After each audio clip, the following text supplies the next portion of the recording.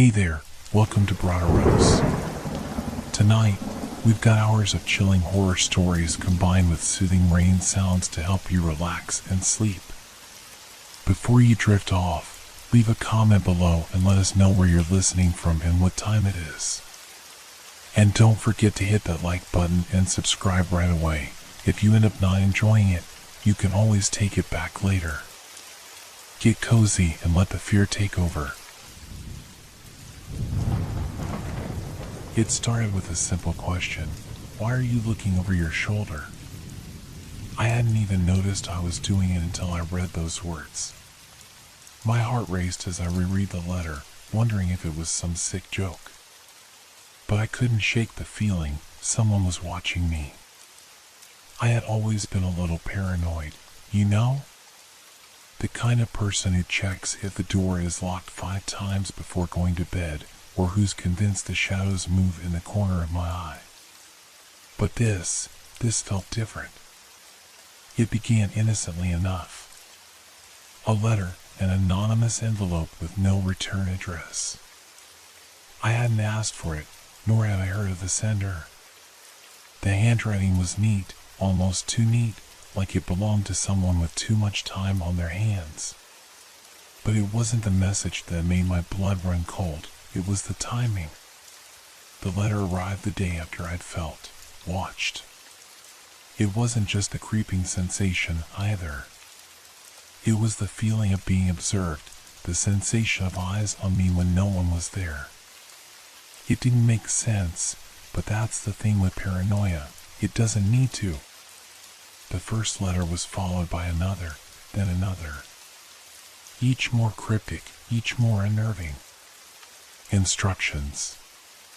Warnings. Threats. The second one said, "You don't remember, do you? You shouldn't have gone into that room." My mind spun. What room? I hadn't been anywhere out of the ordinary. Or had I? I was starting to forget things, little things at first, details I'd never normally overlook. I chalked it up to stress, to the creeping fatigue of sleepless nights spent wondering if someone was just around the corner.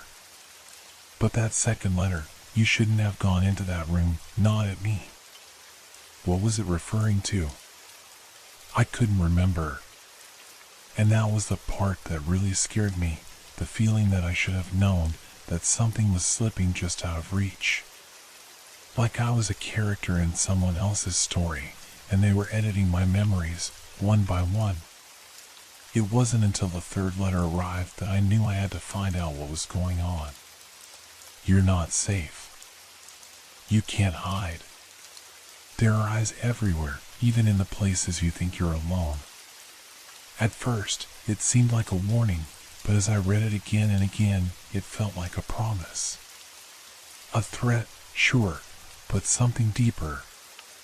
Something that spoke to that fear buried beneath my skin, the one that said I was never truly alone.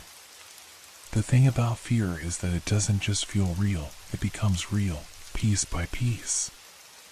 Every time I opened my front door, I half expected to see someone standing there. Every flicker of light in the corner of my eye became a shadow following me, growing darker and more distinct with every passing moment. I tried to distract myself. Work. Coffee. Anything. But no matter where I went, the unease lingered. The fear didn't leave. It followed. And that's when it began, the footsteps. At first, I thought it was my imagination. A faint shuffling sound just behind me. Too soft to be real, surely. But it wasn't. I heard them again. Slow, deliberate steps right behind me when there was no one there. It was late, and I was working on my computer, trying to ignore the creeping dread when the sound came again. This time, louder. Closer. My pulse quickened, and I spun around, half expecting to see someone standing there. No one. Of course, no one. But the footsteps didn't stop. They continued closer now, like a shadow trailing my every move. The hairs on the back of my neck stood on end. Then, the whispers. They weren't real, of course. They couldn't be. I had to be imagining it. But still, I heard them. Soft at first, like a distant hum. Then louder, clearer. Words just out of reach. You're not alone. You never have been. I froze. The whispers weren't coming from the corner of the room, nor from my phone, which sat lifeless on the desk. They were coming from inside my head. Panic surged through me. I wasn't alone. But the question was, who was with me? I grabbed the phone, my hand shaking. I wanted to call someone. Anyone. But what could I say? I think someone is in my head. That sounded insane. I set the phone down and tried to breathe, tried to steady myself. But the footsteps were getting louder now. My own breath echoed in the stillness of the room, and I could hear my heartbeat pounding in my ears. The lights flickered. Once. Twice. Then the air grew colder. I got up, too quickly, knocking my chair back. I could feel the sweat on the back of my neck, my heart racing like I was being hunted. The silence was suffocating. But then, from behind me, footsteps. I didn't dare turn around. My hand reached out for the door, but it was locked. I fumbled with the handle, panic gripping me tight. The footsteps came closer, but when I finally managed to open the door, it was too late. The hallway outside was empty, but I could feel the presence. And then, just for a moment, the whisper returned. You're not alone. The door slammed shut behind me. The cold air in the hallway bit at my skin as I stepped forward, the sound of my footsteps echoing in the empty space. My heart was racing, each beat a loud thud in my chest. I could feel my breath catching in my throat, like the air itself was somehow thicker, harder to breathe in. The whispers still lingered in my ears, distant but clear enough to make my skin crawl. You're not alone. I turned to check the hallway again. It was still empty. But I couldn't shake the feeling that something was there, just out of sight. The flickering lights overhead hummed like a warning, casting long shadows that seemed to stretch unnaturally far, twitching with every small movement I made. I reached for my phone, desperately trying to distract myself, to convince myself that I was just imagining things. I opened a new message, something, anything, to take my mind off the creeping dread. But when the screen lit up, I saw the notification. The new message, sent just minutes ago. Why are you responding? It was from an unknown number, just like the letters. My fingers trembled as I typed back, "Who is this?" The response came almost immediately, the words appearing as if written with eerie precision. "You know who I am. Don't lie." I stared at the screen. This was becoming too real. I hadn't shared my number with anyone recently, certainly not anyone who could have known the things I had been feeling, the things I had been experiencing. A thought struck me, was this connected to the letters? I quickly scrolled back through the messages. But there were no answers, no trace of who had sent them, only cryptic lines that played with my sanity. There are eyes everywhere. You can't hide. I was no longer alone in the hallway. A figure stood at the far end, barely visible in the dim light. My eyes locked onto it, but it was too far to be sure. It looked familiar, but distorted, as though reality itself was bending around it. Was it a person? A shadow? I couldn't tell, and I didn't want to know. The air around me grew colder, and my fingers felt numb as I dropped my phone, my entire body tensing, fighting the urge to run. The floorboards creaked underfoot, echoing like the sound of footsteps. My own footsteps, but not my own. The figure didn't move, but I could hear it closer, closer, as though it was walking beside me, matching my pace. I whipped around, half expecting to see someone there, but the hallway remained empty. I stumbled backward into the nearest room, slamming the door behind me. My chest heaved as I tried to catch my breath. The room was small, the windows covered by heavy curtains, the air thick with the staleness of disuse. The silence was suffocating. Then, the whispers again, louder this time, ringing in my ears, as if they were coming from all around me. I clutched my head, trying to block out the sound, but it was impossible. My pulse thudded in my temples, and the words began to form clearly in my mind, as though someone, something, was planting them there. It's too late. You're already marked. A cold sweat broke out on my forehead, and I couldn't breathe. I staggered backward, my foot catching my chair. As I fell to the floor, a sharp, metallic smell filled the air. Blood? No, it couldn't be. I reached out to steady myself, my hand brushing against something soft. I froze. A letter. The familiar envelope. My hand shook as I picked it up, almost afraid to open it, but I had no choice. The words inside were short and clear. You know too much. You're not safe. Run. I stared at the words for a long moment, as if waiting for them to change, for some hint that this was just another trick. But no!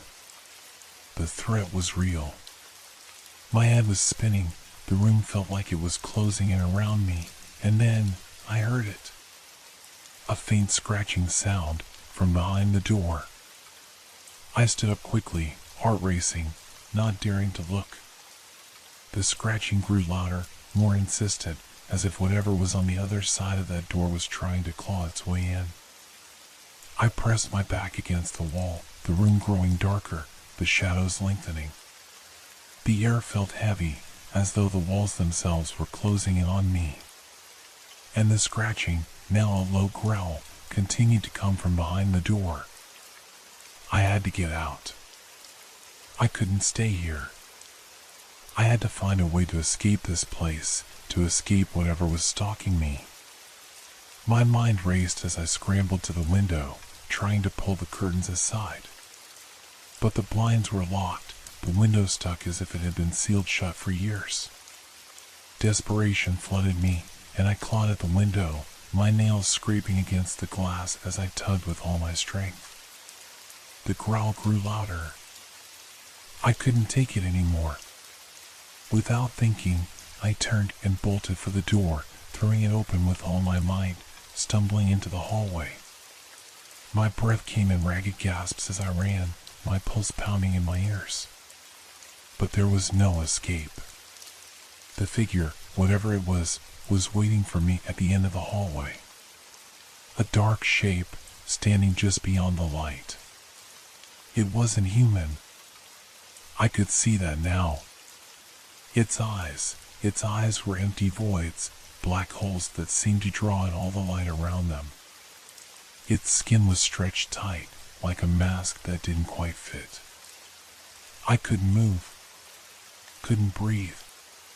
It took one slow step forward, and I froze, the world around me collapsing in on itself. You shouldn't have come back, it whispered, its voice not from its mouth, but from everywhere at once. And then, the lights went out. The world went completely black. My heart thudded in my chest, too loud, too fast. I couldn't breathe. The silence was suffocating, a deep, heavy void where sound seemed to die before it even existed. I couldn't see anything, couldn't move, couldn't hear my own thoughts over the pounding in my skull. Then came the whisper, soft at first, like a breath against my ear. "It's too late to run," I gasped, jerking backward. My hand shot out to find something, anything to hold on to, but there was nothing. Nothing but cold air and the eerie stillness of the hallway. I tried to move, but my legs wouldn't obey. The darkness felt thick, as if it had substance, and it was pressing in on me, suffocating me. Snap. A sound. A faint crack, like a twig breaking underfoot. I spun toward it, but there was nothing there. The figure had vanished. No trace of it remained, just the oppressive blackness and the cold that crept into my bones. I couldn't stay here. The darkness, whatever it was alive. I could feel it shifting, moving, just beyond my reach, like it was waiting for me to make a wrong move. Another whisper. This one was closer, right behind me. "You can't hide from it." My breath caught in my throat, and I slowly turned, my hands outstretched, desperate to find something solid. There was nothing. Only the oppressive blackness and the haunting whispers that seemed to come from every direction at once. My thoughts scrambled, trying to make sense of what was happening. The figure, was it real? Was this really happening? Or was I losing my mind? "It sees you." I froze. The voice had come from inside my head this time, as if someone was whispering directly into my thoughts. A cold chill crawled up my spine, and my mind raced, trying to make sense of it. It couldn't be real, could it? But the more I thought about it, the more it felt like it was. The whispers, the footsteps, the figure. It all felt too real. I had to get out. I had to find a way to escape this, whatever it was. The walls felt like they were closing in on me, the shadows pressing in tighter and tighter with every second that passed. Then, just as suddenly as it had started, the darkness began to shift. A soft glow appeared at the end of the hallway, a faint, flickering light, like a dying candle. I staggered toward it, my heart pounding, my body trembling with fear. But the closer I got, the more the light seemed to pull away from me, retreating just out of reach. I reached for it, my fingers brushing the air, but it was gone, swallowed by the darkness. "It's never over." The whisper was louder this time, more forceful. It was everywhere. The air seemed to vibrate with it.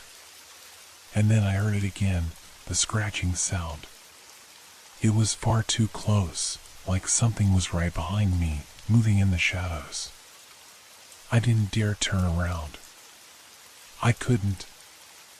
I stumbled forward, my legs weak and unsteady, desperate to escape, but the hallway stretched out before me, endless, the walls now seeming to close in from all sides. The glow had disappeared, leaving me in complete darkness once again. And then the door. A door at the far end of the hallway, a familiar shape in the void. I couldn't remember when it had appeared or how long it had been there, but it was there now. My only chance. I ran toward it, heart hammering in my chest, but the closer I got, the more the door seemed to move further away. "You can't run from it." The voice was unmistakable now. The thing was speaking to me, taunting me. My breath hitched in my throat as I pushed myself harder, faster, but the door never seemed to get any closer. It felt like I was running in place, caught in a loop, trapped in the very darkness that surrounded me. And then, out of nowhere, I felt something grab my ankle, a cold, skeletal grip that sent shockwaves of terror through my body. I screamed, kicking and thrashing, trying to break free, but the grip tightened. The shadows seemed to swirl around me, thickening and twisting, pulling me toward the floor. "You can't escape." I screamed again, the sound echoing in the oppressive silence. My vision blurred, my mind unraveling. I had to get away. I couldn't stay here. I couldn't let it. The grip released. My body slammed into the floor, my head cracking against the cold, hard ground. Stars exploded in my vision, and I gasped for air, dazed and disoriented. I could feel the darkness pressing down on me again, like it was suffocating me from every side. The whispers had stopped, but the air felt wrong, thick with an oppressive, suffocating presence. I struggled to my feet, using the wall for support, my body aching. The hallway was still there, stretching out before me in the dark, but something had changed. It was darker now. The shadows seemed deeper, more tangible. The silence had become more alive. The walls seemed to breathe in and out, slow and steady. The air was thick with the stench of decay, of something old, something ancient. And then, in the distance, I saw it again, the figure. It stood at the far end of the hallway, just outside the reach of the dim light. Its shape was distorted, its edges shifting and flickering, as though it were made of shadow itself. I froze. My heart stopped. You can't hide from the truth. The voice was louder now, the words clearer, ringing in my ears like a death knell. I didn't know how much longer I could stand it. I didn't know if I could survive this. I turned and bolted, running down the hallway with all my strength, but the darkness closed in around me, the shadows swallowing the light. The air became heavy, suffocating. Every step I took felt like it was pulling me further into the abyss. My chest was tight, my breath ragged, and I couldn't shake the feeling that whatever was chasing me was getting closer. I couldn't outrun it. The door was still there, but now it seemed too far away. I pushed forward, every muscle in my body screaming, my feet dragging, but the figure, it was right behind me, its presence pressing down on me like a weight. It was too late. My breath was ragged, desperate, as I sprinted down the hallway, my eyes wild, my body numb. Each step felt like I was wading through thick, heavy air, the oppressive darkness closing in around me, thick as smoke, cold as death. My legs burned, my mind racing, but no matter how fast I ran, I couldn't escape the feeling, the unshakable feeling, that the thing behind me was getting closer. Closer with every passing second. The whispers were louder now, louder than the pounding of my heart, more real than the blood rushing in my ears. It's too late to run. I heard it again, that voice, and it wasn't just in my head anymore. It reverberated through the walls, through the air, through the very ground beneath me, sinking into my bones like ice. I couldn't see it, but I could feel it. It was here. Whatever was hunting me, it had found me. The shadows were no longer just shadows. They were alive. They moved. I could see the walls bending, distorting, stretching toward me like fingers of some unseen force. The floor creaked beneath me, a low, groaning sound that echoed through the silence, the room itself beginning to twist and stretch, warping in unnatural ways. The hallway, this place, was no longer real. It was something else, a liminal space, a world on the edge of breaking. I turned a corner, my eyes scanning frantically for any way out, any escape. But there was nothing. Just the endless stretch of hallway, and the feeling of being watched from all sides. You can't run from it. You can't escape. The voice was closer now, a low hiss that felt like it was inside my skull, inside my very thoughts. I whipped around, my pulse skyrocketing, my breath ragged. The hallway was now darker than it had ever been. I couldn't see anything but the black void that surrounded me. The faint outline of the figure was still there, its eyes gleaming in the darkness like burning coals, its skin stretched and twisted, a grotesque mockery of humanity. It was too much. I stumbled backward, my feet slipping beneath me, my heart thudding painfully in my chest. My mind was unraveling. This couldn't be real. This couldn't be real. But then, I heard the scratch again. The sound of something sharp dragging across the floor, slow and deliberate. It was coming from the direction of the figure, its pace picking up with every second. I had to get out. I looked to my left. A door. It was almost hidden by the shadows, but I could see it, a small wooden door, cracked and warped as if it had been there for decades. I couldn't think. I couldn't hesitate. I ran for it, my fingers trembling as I grasped the cold handle. The door creaked open, the sound too loud, too deafening in the silence. I stumbled into the room, closing the door behind me with a frantic slam. The darkness in the hallway seemed to press against the door, thick and suffocating, but for the moment, I was safe. Or so I thought. The room was small.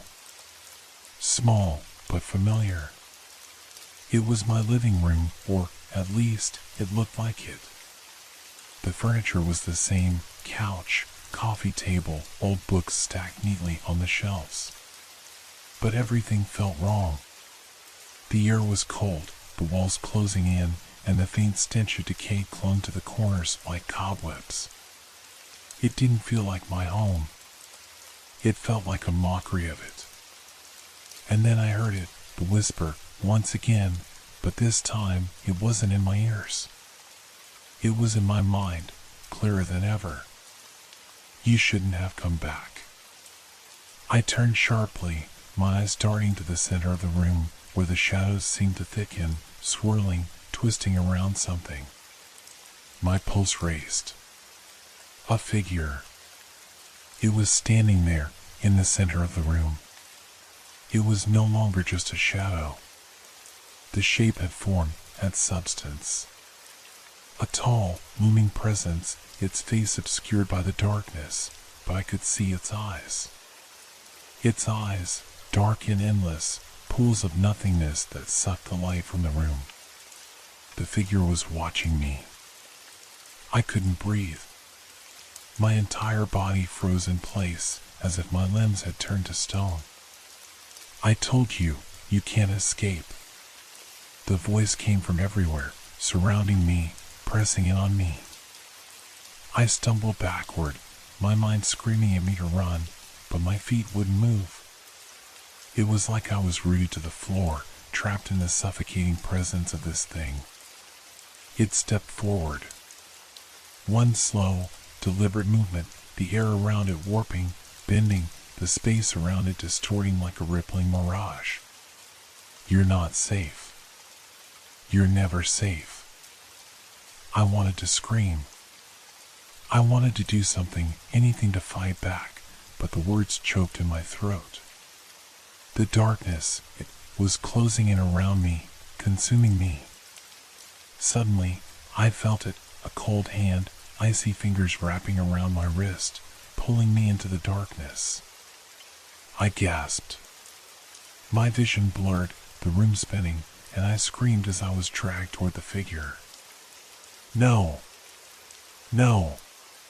But it was no use. It was too late. The shadows swallowed me whole. I didn't know I lost consciousness, but I did. One moment, I was struggling against the cold, suffocating grip of whatever it was that had pulled me into the darkness, and the next, there was only nothing. No sound, no light, no sense of time. Just a terrifying emptiness that seemed to stretch on forever. I couldn't breathe. I couldn't move. But then, there was a shift, a jarring, sudden change in the air. A rush of cold, a whisper in my ear. Wake up. The voice was sharp, commanding, and for a moment, I thought I was still dreaming. But no, it wasn't a dream. The pain was too real, too visceral. My body ached as if it had been crushed under a weight I couldn't comprehend. I gasped, my eyes snapping open, but all I saw was darkness. I sat up with a jolt, heart hammering in my chest. My breath came in short, shallow bursts. I was no longer in the room. I wasn't even in the hallway. I didn't know where I was, but one thing was clear, I wasn't alone. There was a presence here. I could feel it, surrounding me, watching me. The darkness seemed to cling to the air itself, wrapping around me like an inescapable fog. My skin crawled. I could hear my pulse in my ears, louder than anything else. But then, there was movement. A subtle rustling sound that came from somewhere in the void. It was soft, almost imperceptible, but it was there. And it was close. Too close. I tensed, straining my ears to listen. There. A low, dragging sound, like something heavy being pulled across the floor. It was slow, deliberate. I didn't dare move, didn't dare breathe too loud. My heart pounded in my chest, each beat ringing in my ears, deafening. You're still here. The voice. It wasn't just in my ears anymore. It was inside me, vibrating in my skull. It was as if the very air around me was alive, speaking to me. It made my blood run cold. I tried to focus, tried to push the panic down. Think. Stay calm. You have to think. But nothing made sense anymore. The room, the space I was in, wasn't real. It didn't look like anything I'd ever seen before. The walls were black, slick, almost like liquid, shifting and pulsing with a strange, otherworldly rhythm. The ceiling was too high, and the floor was uneven, as if the entire space were constantly shifting beneath me. I stood up, my legs shaky, and slowly started moving forward. The sound of my footsteps echoed unnaturally in the vast emptiness, magnified and distorted, as though the room itself was playing tricks on me. The whispers started again. You can't escape it. You're part of it now. I froze. The voice was so close now, it was as if it was right behind me, whispering in my ear. The air around me seemed to press in tighter, thick with the weight of the words. Every instinct in me screamed to run, but I knew it would be futile. There was nowhere to go. I didn't know how much time passed, how long I stood there, trapped in the oppressive, shifting space. It felt like hours, or maybe days. Time had lost all meaning here. Suddenly, a flicker of light. A soft, dim glow appeared in the distance, just beyond the endless black. It was faint, but it was there. I hesitated, my mind racing. Was this real? Or was it another trap? But then, before I could stop myself, I started moving toward it. Each step I took felt heavy, as if the very ground beneath me was trying to pull me back. The light grew brighter as I drew closer, and the air around me seemed to grow colder, sharper, as though the very space around me was alive, reacting to my movement. And then, there it was, the figure. It was standing in the center of the light, its form still shrouded in shadow, but its eyes, those eyes, glowed with an unnatural, burning intensity. The darkness around it seemed to pulse in time with its every movement, a reflection of its presence. It was watching me, waiting for me. I stopped, my breath caught in my throat. You shouldn't have come here. The voice, its voice, was no longer a whisper. It was clear, sharp, and it resonated in the very air around me, a deep, unnatural sound that seemed to rattle the walls. I felt my chest tighten. The space around me was closing in, the walls constricting, pulling me toward the figure. It wasn't a choice anymore. I had no control over my body, no power to resist. You were always meant to be here. The figure stepped forward, its movements slow, deliberate. The light around it flickered, casting long, twisted shadows across the room. Each step it took made the air feel heavier, suffocating. I wanted to scream. I wanted to run. But my body refused to move. The closer it got, the more I could feel the weight of its presence. It was oppressive, suffocating, like being trapped under the surface of deep water, drowning in its power.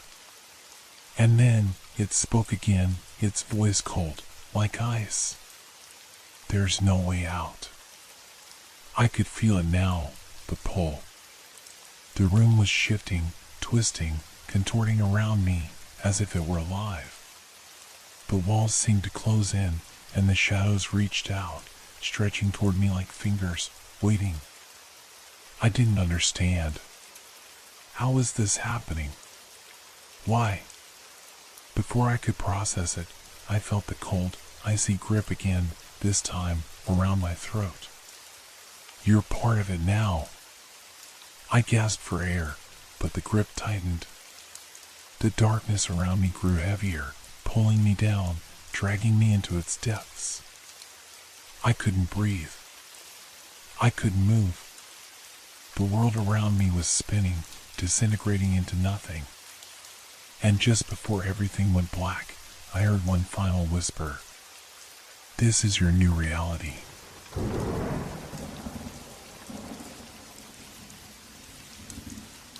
I remember the first time it happened.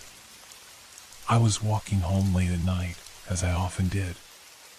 The cool night air, the quiet hum of the city, and the flickering streetlights had always been strangely comforting. But that night, something felt wrong.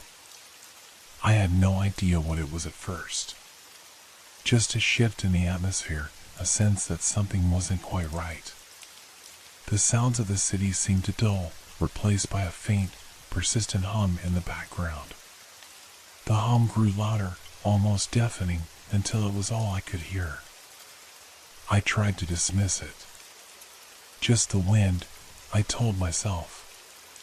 But that thought was soon drowned out by something else, something far worse. A soft rustling. It started behind me, just at the edge of my hearing. Like a whisper. Then another. And another. My breath caught in my throat. I quickened my pace, but the rustling didn't stop. It followed me, slow, deliberate.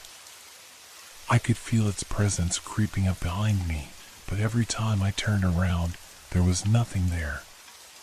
The street ahead of me stretched on endlessly, the glow of the distant streetlights casting long shadows. The buildings on either side seemed to close in, the alleyways darker, more oppressive than usual. I had walked this route 100 times before, yet tonight, the very air felt heavy. Thick. As if the space itself had taken on a life of its own. Was someone following me? No. No, I was just being paranoid. I forced myself to slow down, to breathe, to believe it was nothing more than my mind playing tricks on me. But the rustling sound didn't fade. It grew louder, closer. My heart raced, and I found myself walking faster again, unable to shake the feeling that someone was just out of sight. The alleyways on either side of the street became more oppressive, darker. The shadows seemed to stretch unnaturally, reaching for me. I kept my eyes ahead, but I could feel the pull. It was as if the world around me was changing, warping. Things that had once been familiar were now unfamiliar, alien. The air felt thick and oppressive, the silence broken only by the distant hum that now seemed to vibrate through my very bones. And then it happened. I heard it, footsteps. Slow at first. heavy, like someone was walking just behind me. I froze. I didn't want to look, but I had to. My legs were paralyzed. The footsteps grew louder, closer. I turned around. Nothing. The street behind me was empty. Just the faint flickering of a street light and the deep shadows of the buildings. My breath came in sharp, uneven gasps. I started to walk again, faster this time, almost breaking into a jog. But with every step, the feeling of being watched intensified. The rustling was now a constant presence at my back. I could feel it, like a weight pressing down on me. I turned again, but there was still nothing. Am I losing my mind? I thought, is this really happening? But then I heard it again, this time, closer. Clearer. The unmistakable sound of someone, breathing. I spun around, my heart pounding in my chest. But the street was empty. I saw nothing. I heard nothing. But I could feel the oppressive weight of something unseen, something waiting. I didn't stop to think. My feet were moving before my mind had a chance to process it. I ran. My legs burned, my breath ragged as I sprinted down the street. The shadows seemed to stretch and close in around me, the streetlights flickering erratically as I passed them.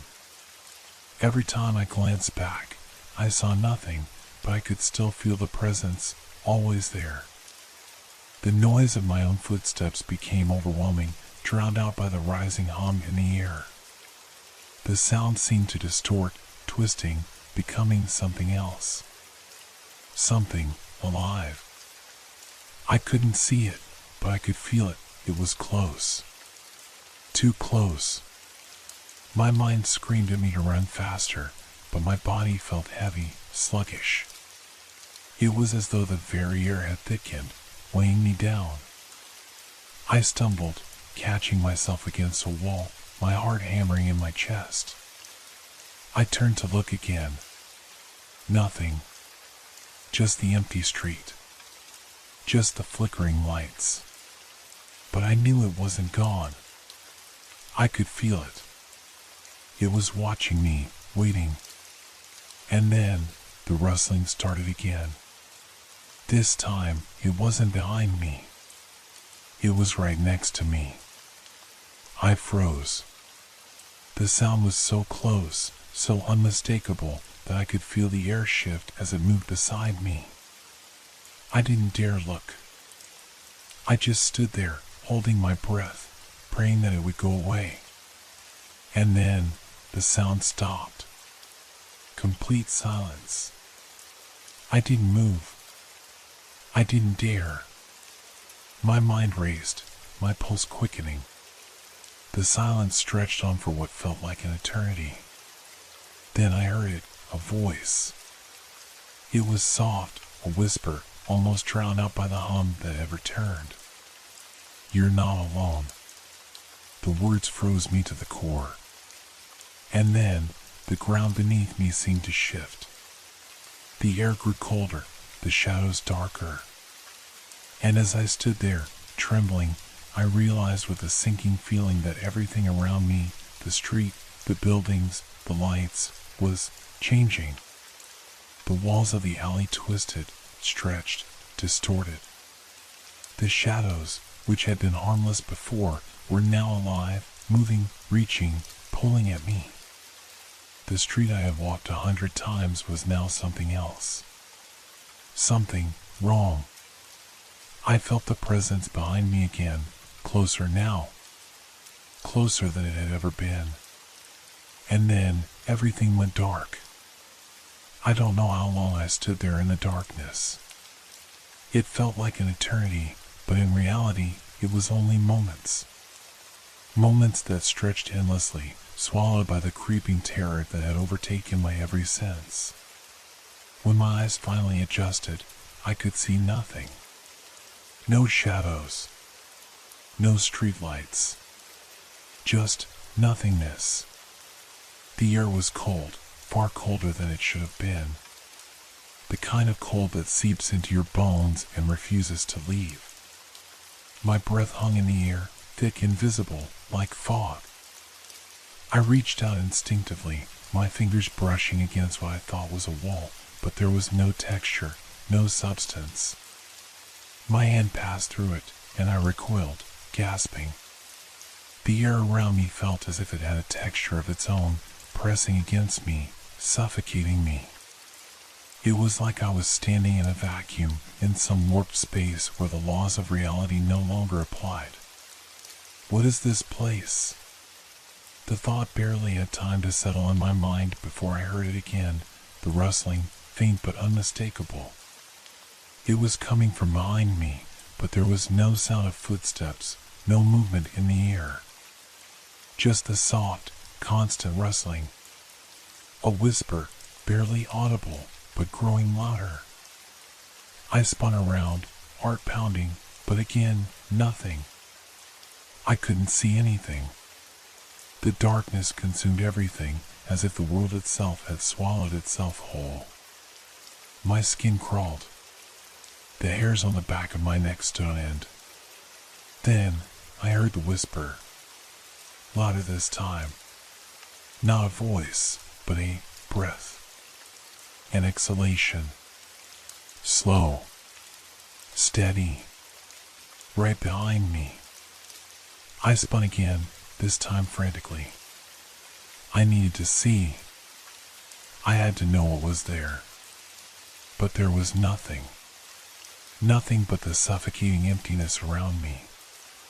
The cold was unbearable now, like a force pushing me deeper into whatever this place was. Where am I? What is happening? I reached for my phone, my fingers trembling as I fumbled for the familiar device in my pocket. My fingers brushed against it, but as soon as I pulled it out, the screen flickered to life, then went black. Just like the darkness surrounding me. I tried pressing the power button. Nothing. I could feel the panic rise in my chest, squeezing my lungs. My heartbeat was deafening. I was trapped. The rustling sound came again, but this time it wasn't behind me. It was everywhere.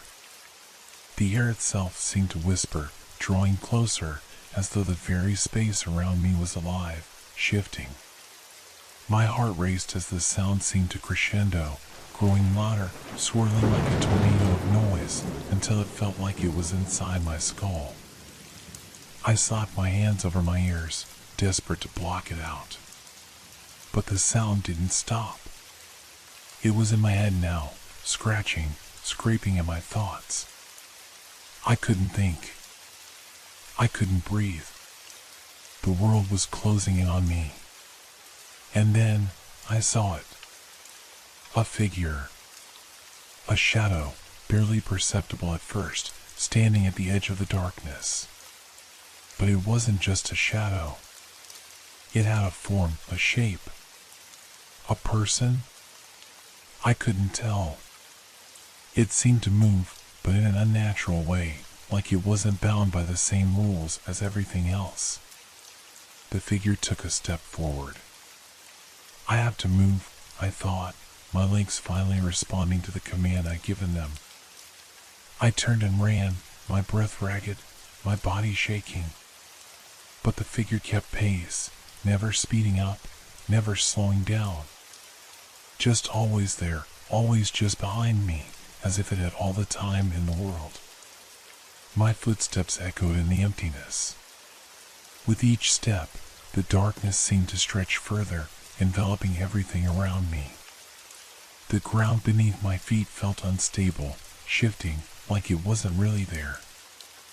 I couldn't think. I couldn't focus. I could only hear the whispering breath behind me.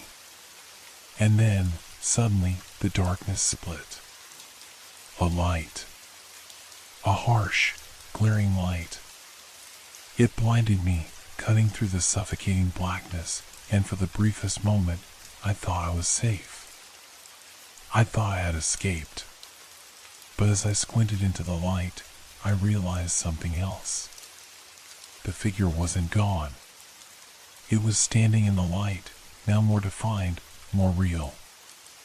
I couldn't make out its features, but it was tall, impossibly tall, with limbs that stretched too long. Its body was a mass of shadows, shifting and flickering like it was made of darkness itself. And its face was nothing. There were no eyes, no nose, no mouth, just an empty space where a face should have been. I froze. It reached for me, its long arms stretching toward me. I didn't even try to scream. There was no air left in my lungs, no room for anything but the growing dread that was filling every inch of my body. As its hand got closer, I felt it, the pressure of its presence. It wasn't just a figure. It was the entire space. The darkness, the light, everything was closing in on me. The whispering breath grew louder, more frantic. It was all around me, suffocating me. And then, its hand touched me. The moment its hand touched me, I felt something I can't even begin to describe. It wasn't pain, at least not in the way I understood it. No, it was deeper, more wrong. As if reality itself had decided to distort. The air around me grew thick and oppressive, like the space was being compressed, suffocating every breath, every thought. I couldn't move. I couldn't scream. My body had frozen in place, caught in a vice of fear that was far beyond anything I had ever known. The hand, if that's what it was cold. It felt like it was made of ice, but not in the way coldness should feel. It was hollow, like it wasn't really there. The sensation wasn't just on my skin. It seemed to sink into me, twisting and warping the space between my bones and my blood. It pulled me closer. I tried to fight it. I tried to break free, but my body wouldn't obey. My legs wouldn't move. My arms hung uselessly at my sides, as if they had become nothing more than dead weight. My mind screamed at me, "Move!" But the words were trapped in my head, powerless against the terror that seemed to swallow every rational thought. I opened my eyes wider, hoping to see something, anything, that might help me make sense of this nightmare. The light had stopped glaring. It was now dim, a sickly yellow that flickered like a dying street lamp. But in that dimness, I saw it more clearly. The figure. Its limbs stretched unnaturally, writhing in ways that should have been impossible, like they were made of liquid shadow, twisting and growing, then snapping back into place. It didn't have a face. That wasn't what terrified me anymore. It was the way its presence felt. Like I wasn't just staring at a figure. No, it was as if the figure was staring into me, stripping away every layer of defense, every wall I had built around myself. I could feel it, touching parts of my mind I didn't want it to see. And that whispering, it was louder now, almost deafening. But it wasn't a voice. It was a thought, a feeling, an intention.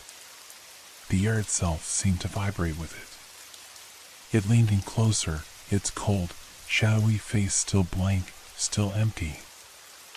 I could feel its presence inside me, crawling beneath my skin, pulling at the edges of my thoughts. It was as though I had become part of it, part of this space that no longer made sense.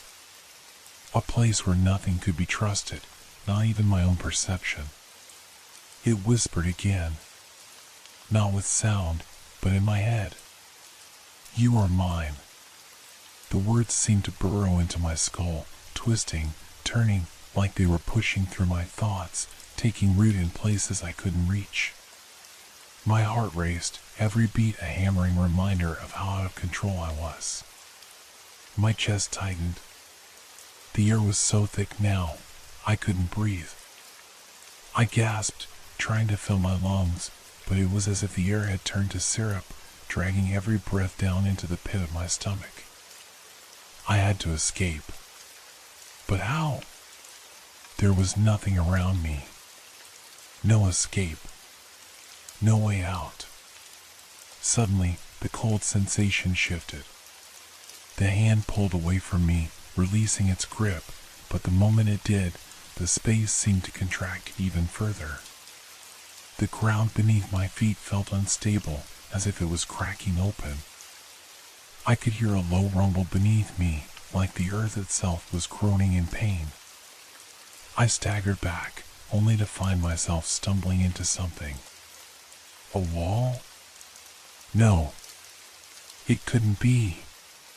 The space around me wasn't even solid. Everything had become fluid, like I was swimming through it, as if the world itself had become a dream I could no longer wake from. A sound. A faint click. I spun around again, heart pounding, every instinct screaming at me to run. But my body was still frozen, immobile, trapped by something far greater than fear. The click came again, louder this time. It was a door? I couldn't remember where it had come from, or even how I had missed it. But there, just in front of me, was a door. A simple wooden door, standing impossibly in the middle of this hollow space. No walls around it. Just the door, standing alone. It seemed so out of place, so normal compared to everything else that was wrong. I reached for the handle, my fingers trembling. As soon as I touched it, the door creaked open and a rush of air hit me. It smelled fresh, like damp earth after a rainstorm. It felt real. I had to go through it. There was no other choice. The figure behind me, the oppressive darkness, the voices, they would consume me if I stayed. I forced myself to step forward, my legs moving on their own as though some part of my mind had finally taken control. I pushed the door open fully, and the air shifted again, becoming colder, sharper. On the other side of the door was nothing. Not the same nothing that had surrounded me earlier, but a vast, empty void. A place that stretched out infinitely in all directions, a void that swallowed every sound, every sense. But beyond the blackness, I thought I saw something. A flicker. A flash of movement.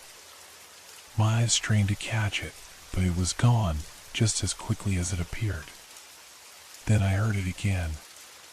The whisper. Come to me. I hesitated. My heart pounded. This was it. I knew I couldn't stay here, not in this empty void. I stepped through the door. And the moment my foot crossed the threshold, something shifted. The air changed, dense, thick, oppressive. It was as if the very fabric of reality had been torn open, revealing something beneath the surface. I couldn't understand it, couldn't explain it, but everything about this place felt wrong. The floor beneath me was solid, but it was the feel of it that unsettled me. It didn't have the weight of the world I knew. It was too light, too fleeting, as if it might slip away at any second. The void stretched endlessly in front of me, but it wasn't empty. No, not at all. It was filled with shapes, silhouettes. They flickered at the edge of my vision, just out of reach, like things were moving behind a veil, just beyond what I could truly see. They weren't quite there, not in the way that made sense. They were like shadows of memories, distorted, stretched too thin, yet somehow present. The whisper was louder now, clearer. It wasn't just a thought, it was almost a voice. Come closer. I didn't want to listen. I didn't want to move another inch, but my body felt compelled, pulled by something invisible, like strings attached to my ribs, dragging me forward against my will. I glanced around, trying to find something, anything, that might offer a semblance of safety, but there was nothing. No walls, no ceiling, no ground that felt real. It was as if the space around me was folding in on itself, distorting and twisting, becoming something else entirely. A low hum echoed through the void, like a distant engine, or perhaps a heartbeat. I couldn't tell. The sound seemed to pulse in time with the blood rushing in my ears. Each step I took felt heavier, as though the air itself was pressing down on me, crushing me with every movement. Then, I saw it. A shape emerged from the darkness ahead, but it wasn't a figure. Not exactly. It was like an idea taking form, a mass of shadows, constantly shifting and morphing, growing larger, then smaller, then larger again. It had no face, no real shape, yet it exuded presence, a weight that pressed on my chest, on my lungs. I froze, paralyzed by a mix of dread and something darker, something that pulled at me. It was as if this creature, or whatever it was, knew me, knew my every thought, my every fear. I wanted to turn and run, but my legs refused to obey. I was trapped. Again. The whisper came again, this time directly in my mind. You cannot escape. I tried to speak, but my voice was gone. I opened my mouth, but the words wouldn't come. I was a puppet, trapped in this nightmarish dance. Then the thing moved, gliding forward on a current I couldn't see, its shape contorting and shifting with each passing second. It had to be a thing, a creature, but it wasn't like anything I'd ever encountered. It wasn't bound by any rules of reality. It didn't have a form, a structure, a shape that made sense. It was fluid, unstable. A dream given life. A nightmare manifested. Come closer. The words rang in my ears like a command, like something that couldn't be resisted. I took a step forward without meaning to, my body moving of its own accord, pushed by some unseen force. The space around me seemed to close in tighter, suffocating me with its heaviness. But I couldn't stop myself. I kept moving, stumbling forward, the sound of my own breath ragged in my ears. The shape, or whatever it was, shifted once more, twisting like smoke caught in a draft.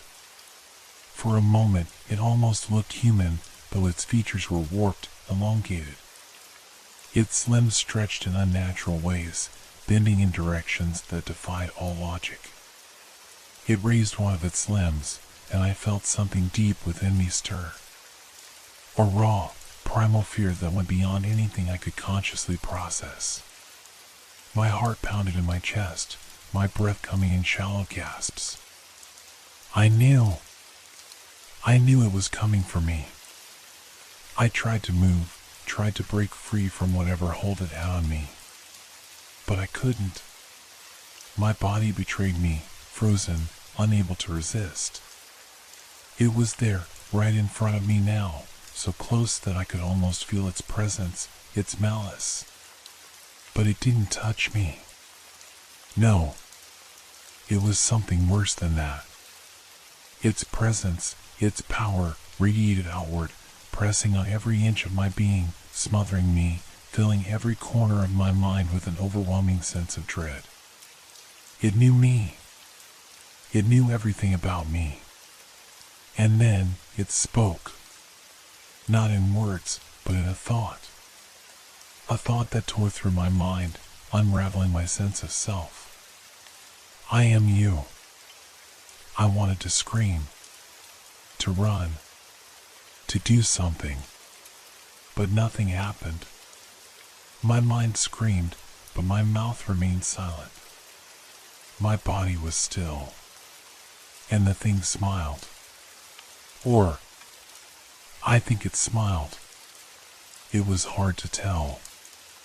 Its face, or what could have been a face, stretched, split, twisted in ways that shouldn't have been possible. But the worst part was the eyes. The eyes weren't eyes at all. They were voids, black holes that seemed to pull everything into them. My thoughts, my memories, everything. They drew me in, drowning me in their darkness. I am you. The words burned into my mind, searing, leaving behind only cold emptiness. It took another step toward me. Then everything went silent. The hum, the whisper, the oppressive weight of the thing. All of it vanished, leaving only the blackness. The nothing. The crushing sense of isolation. Was it gone? I turned. Slowly, cautiously. The door I had come through was gone. Vanished. There was no way back now. And then a cold realization hit me. This wasn't a nightmare. I had entered it. I stood in the suffocating silence, and for a moment, I wasn't sure if I was even breathing. The nothingness pressed in on me, dense and unyielding. The weight of it was crushing, 1,000 unseen hands pushing me down, forcing me to stay still, to remain in this unreal place. Every part of me screamed to move, to escape, but I was paralyzed, trapped within this reality that didn't make sense. The creature, or whatever it had been, was gone, but its presence lingered, suffusing every inch of the air, every corner of this strange, warped space. It wasn't just that it had been here. No, it was deeper than that. It had left something behind. Something attached itself to me, to my very thoughts. I couldn't shake the words. I am you. A hollow, gnawing feeling spread through me like an infection, slowly taking root in my mind. What did that mean? What had it meant? How could it be me? It wasn't possible. But the feeling, the sensation, wouldn't let go. The space, the shadows, it felt as if they were watching, as if they were waiting for something to happen, for something else to unfold. There was no sound, no movement. Just a growing tension, thick and tangible, pressing against the fabric of my mind. I took a step forward, or I tried to. My legs were shaky, my thoughts unfocused. The ground, if you could call it that, beneath my feet was soft, unnervingly so, like I was walking on the surface of a dream. The very texture of it seemed to shift with each step I took, molding beneath my weight as if it were made of liquid. It was impossible. None of it made sense. I looked around, trying to make out something, anything that might offer an explanation. The walls, if you could call them that, were non-existent, simply fading into a swirling blackness that stretched endlessly. No corners. No end. Just this infinite abyss. But then, in the far distance, I thought I saw something. A glimmer. A spark. A flicker of movement in the blackness. It was subtle at first, so subtle that I might have imagined it, but it caught my attention. My heart skipped. What was that? I squinted, trying to focus. There it was again. Something was there. Without thinking, I moved toward it, my legs trembling beneath me, almost unable to carry my weight. But my mind urged me forward. There was no rational reason for it, but I knew, somewhere deep inside, I had to keep moving. The flicker grew brighter as I approached, pulling me closer with a magnetic force. The air around me grew colder, sharper, as though the very temperature was bending to this new anomaly. My breath turned to vapor in the stillness, clouding before me in the oppressive air. And then I saw it clearly. A doorway. A solid, real doorway. It stood tall against the void, its wooden frame dark, its surface scuffed and worn. I reached out instinctively, as if it had been waiting for me, for this. My hand closed around the cold metal of the handle, and I felt a jolt of electricity shoot through my fingertips, a violent spark that sent a shiver down my spine.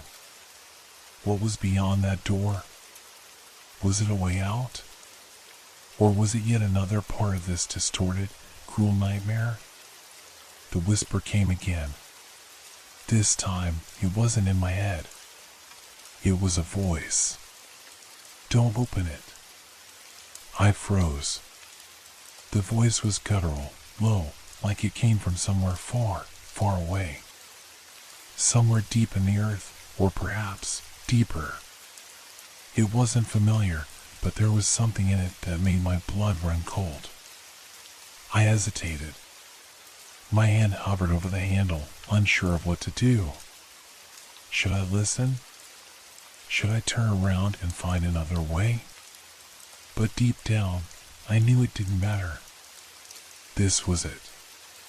There was no escaping whatever this was. The door called to me like a magnet, pulling at something primal inside me. My body responded before my mind could catch up, and I turned the handle. The door creaked open, the sound deafening in the silence, and as it did, a flood of light poured through the crack. It wasn't bright like a normal light. No, this was different. It was cold, sterile, harsh, and it seemed to swallow up the darkness around it, revealing what lay beyond. The air beyond the door was heavy with a strange, acrid scent, metallic and sharp, like rust. The light, still harsh, revealed more of the same. Endless walls, stretching far beyond where my eyes could see, made of concrete and steel, their surfaces smooth, reflecting the cold light. It was a hallway. A hallway that went on, stretching into infinity. A hallway that should not exist. I stepped through the doorway. No, I had to step through. My body moved without my permission, pulled by some unseen force, just as it had been before. And as I did, I felt the unmistakable sensation of eyes on me. I wasn't alone. The hallway stretched on, and I followed it, drawn by something I couldn't understand. My footsteps echoed, too loud in the silence, too real. Each step sent a ripple of unease through my chest. This place wasn't just wrong. It was a distortion, a violation of everything I knew. Then, I saw it. A figure, standing at the far end of the hall. It was too still, too quiet. It was as if it had been waiting for me. Watching me. I didn't want to look. I didn't want to see it. But I couldn't stop myself. And then it moved. Its head tilted ever so slightly, the movement unnatural, like a puppet being controlled by invisible strings. The body shifted, stretched, its shape bending in ways that shouldn't have been possible. And the worst part? The eyes. Its eyes, those eyes, were empty, like black holes that drew me in, pulling at my mind, at my very soul. The whisper came again, but this time I didn't need to hear it. It was in my head. I am you.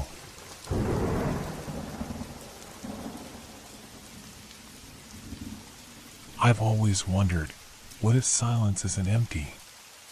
What if it's full of things we can't hear, things we can't understand? What if the quiet holds secrets that, once discovered, can never be unlearned?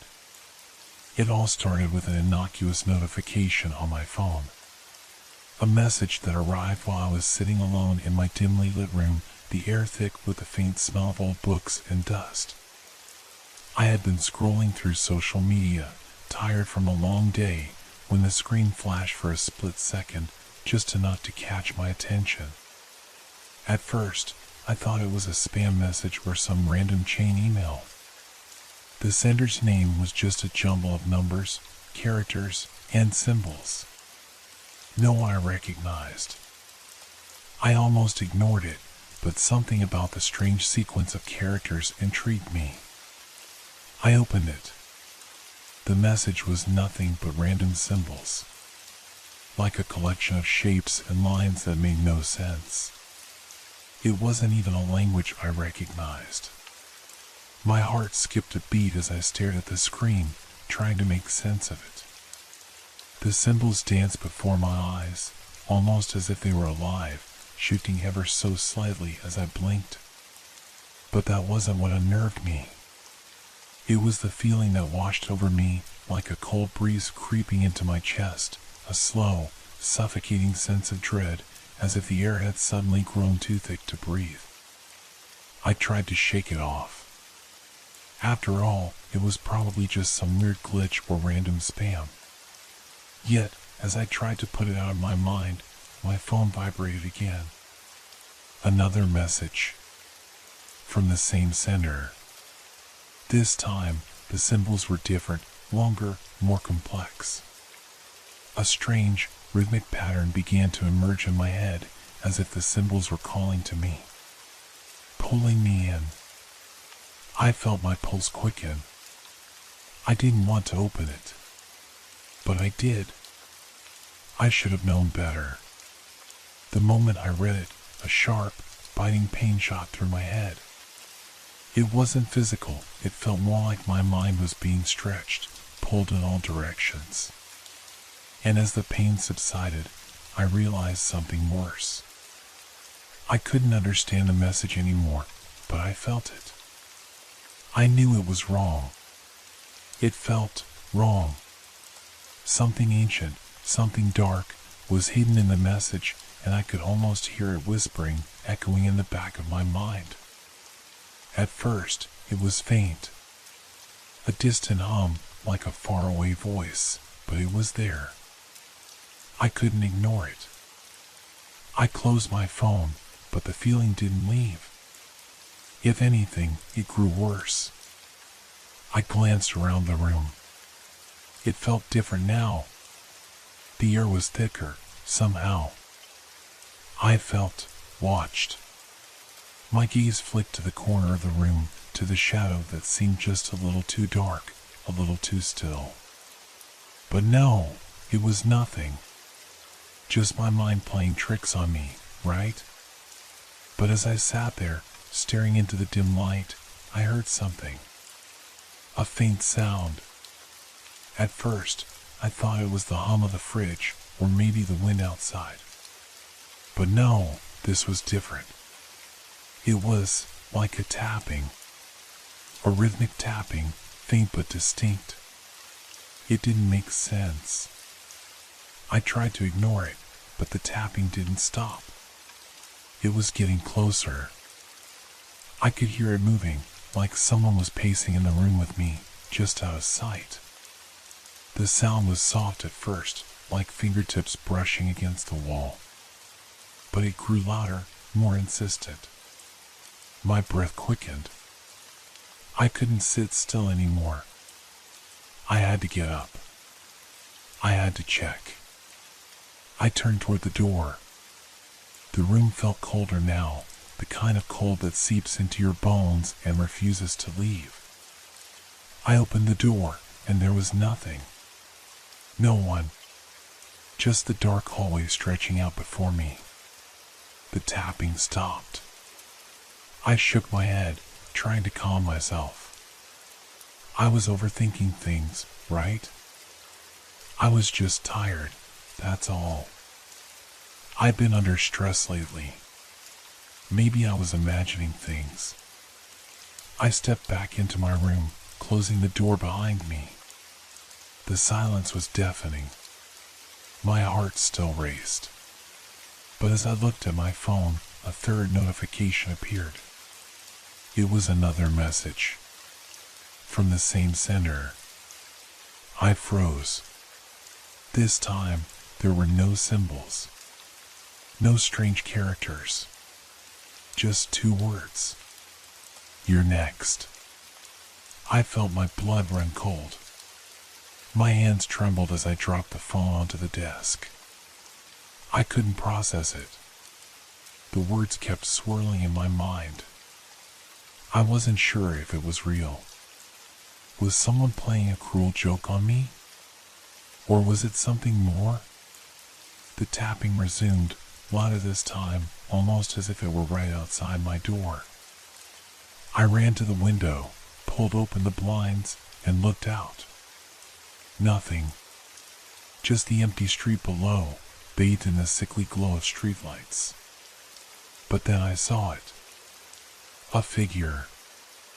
A dark silhouette standing at the far end of the street. The figure was still, unmoving. And though I couldn't see its face, I felt its eyes on me. I slammed the blinds shut. The tapping had stopped. But now, I could hear something else. A whisper, faint but distinct, growing louder. It was coming from my phone. I grabbed it, desperate to turn it off, but it wouldn't stop. The screen flickered, and the symbols reappeared. They were shifting faster now, twisting into forms I couldn't understand. And underneath them, in a language I didn't know, the voice whispered, "Come closer." I felt the air grow thick again. It wasn't just a phone. It wasn't just the symbols. Something else was here with me. And whatever it wasn't going away. I couldn't breathe. My lungs felt crushed, as if the air had suddenly become too heavy to take in. I stared at the phone in my hands, willing it to stop, willing everything to stop. But the whispers were still there. A faint hum, coming from the device, like some unseen force was reaching through the screen and pulling at me. I dropped the phone on the desk again, and it kept vibrating. The symbols danced, swirling faster now, twisting into something grotesque. I forced myself to step away from the desk, but the whispers didn't stop. They felt like they were in the very walls, in the corners of the room, slipping into my ears from all directions. I looked around, everything seemed the same. The same half-lit room, the same worn-out carpet, the same mess on the desk. But nothing felt the same. Nothing was right. I couldn't shake the feeling that something was closing in on me, tightening around me like a noose. The floor beneath my feet seemed to tremble slightly, and I stumbled, trying to steady myself. My phone kept vibrating, sending sharp jolts through my fingertips, but I couldn't bring myself to pick it up again. It was almost as if I knew that the moment I touched it, I would be pulled into something I couldn't escape. Suddenly, there was a knock at my door. It wasn't a soft, polite knock, but a loud, insistent rapping, as though whoever was on the other side had been waiting for me to hear it. My heart skipped a beat. I froze, my thoughts racing. No one was supposed to be here. I had no visitors. I wasn't expecting anyone. But the knock came again. Louder this time. A chill ran down my spine, and I felt my hand tremble as I reached for the door handle. I tried to remind myself that this was just a mistake. Maybe someone was playing a prank. It had to be a prank, right? But as my hand hovered over the handle, the air around me thickened. The whispering grew louder, more frantic. I couldn't take it anymore. I pulled the door open. There was no one. No one in the hallway, no one in sight. The silence hit me like a physical blow, deep and suffocating. The hairs on the back of my neck stood on end as I stepped out into the hallway, my heart pounding. Everything looked perfectly ordinary. Too ordinary. The faint light from the overhead lamp flickered as I took a few hesitant steps down the hall. The air smelled stale, like dust and old wood. But something was off. I could feel it. The walls seemed to close in on me, the shadows in the corners of the hallway stretching like living things, reaching toward me. Then I heard it. The tapping again. But this time, it wasn't coming from my room. It was coming from somewhere down the hall. Slow, deliberate, almost as if someone were taking their time, each tap echoing through the narrow corridor. I stood frozen. Every nerve in my body screamed at me to turn around, to run back to my room, but my feet wouldn't move. I couldn't make myself move. The tapping grew louder, closer. It wasn't a trick of my mind this time. It was real. Someone, or something, was here, moving through the hallway toward me. I didn't dare turn to look, but I could feel it. The presence. It was coming for me. Suddenly, the air grew colder, so cold it stung my skin. My breath fogged in the air, and I shivered uncontrollably. The tapping stopped. I didn't know if I could breathe again. I didn't know what to do. And then I saw it. At the far end of the hallway, in the dim light, I saw the figure. At first, it was just a shadow, too far away to make out any details. But as I squinted, I realized it wasn't a shadow at all. It was a person. A tall figure, standing perfectly still, watching me. I couldn't make out any features, but I felt its eyes. It was as if it was staring straight into me, through me, and I couldn't look away. My heart slammed against my ribs, and my legs refused to move. It wasn't just the figure that terrified me. It was the silence surrounding it. No sound. No movement. Just a stillness so complete it felt like the world had stopped. The air had stopped. I backed up, slowly, keeping my eyes on the figure, but it didn't move. It was as if it was waiting for me to do something. The stillness seemed to stretch out, thickening with every passing second. I wanted to scream, to call out, but no sound came from my throat. I was frozen. Then, a sudden noise, a loud crash from my room. I whipped around, my heart leaping into my throat. The room was just as I left it. Nothing had changed, but I could hear it. Something had fallen, something had broken. I couldn't explain it. I couldn't understand it. I turned back down the hallway. The figure was gone. The tapping resumed. But it wasn't down the hallway anymore. It was right behind me. I didn't need to turn around to know it was there. I could feel it, breathing down my neck, standing just inches away, its presence suffocating me. I did the only thing I could think of. I ran. I ran back to my room, slammed the door shut, and locked it behind me. The room was empty, still. But the air was still thick, heavy with something unseen. I tried to catch my breath, my heart pounding in my chest. What the hell was happening? I reached for my phone. But when I unlocked it, I saw the message.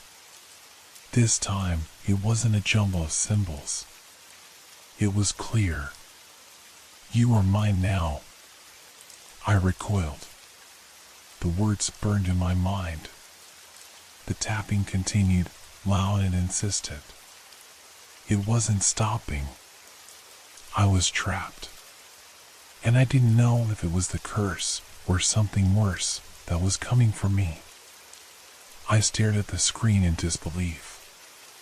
My thumb hovered over the message as if I could somehow change the words by not acknowledging them. You are mine now. It felt like an electric shock, coursing through my body, making my hair stand on end. I didn't want to touch the phone again, but I couldn't bring myself to turn it off. It was the only thing tethering me to reality. Or maybe it was the thing pulling me into something else entirely. I rubbed my eyes, trying to clear my thoughts. This couldn't be real. This wasn't happening. But everything in my body, every nerve, screamed otherwise. The tapping had stopped for now, but the silence that replaced it was more oppressive than ever. I felt it press in from all sides, like I was suffocating without air. I sat down on the edge of the bed, phone still clutched tightly in my hand, trying to steady my breath. My mind raced. What was I supposed to do? Who could help me with something like this? I couldn't even begin to explain it, not without sounding insane. And yet, I knew it was real. The tapping, the figure, the whispers, it was all real. I could feel it in my bones. Something was out there, something not entirely human. Something watching me. I glanced around the room, almost expecting the shadows to move, to shift in the corners. But everything remained still. Too still. The faint hum of my phone was the only sound I could hear, but even that felt like it was coming from far away, like the room was somehow muted, as if it was drifting in and out of focus. I couldn't stay here.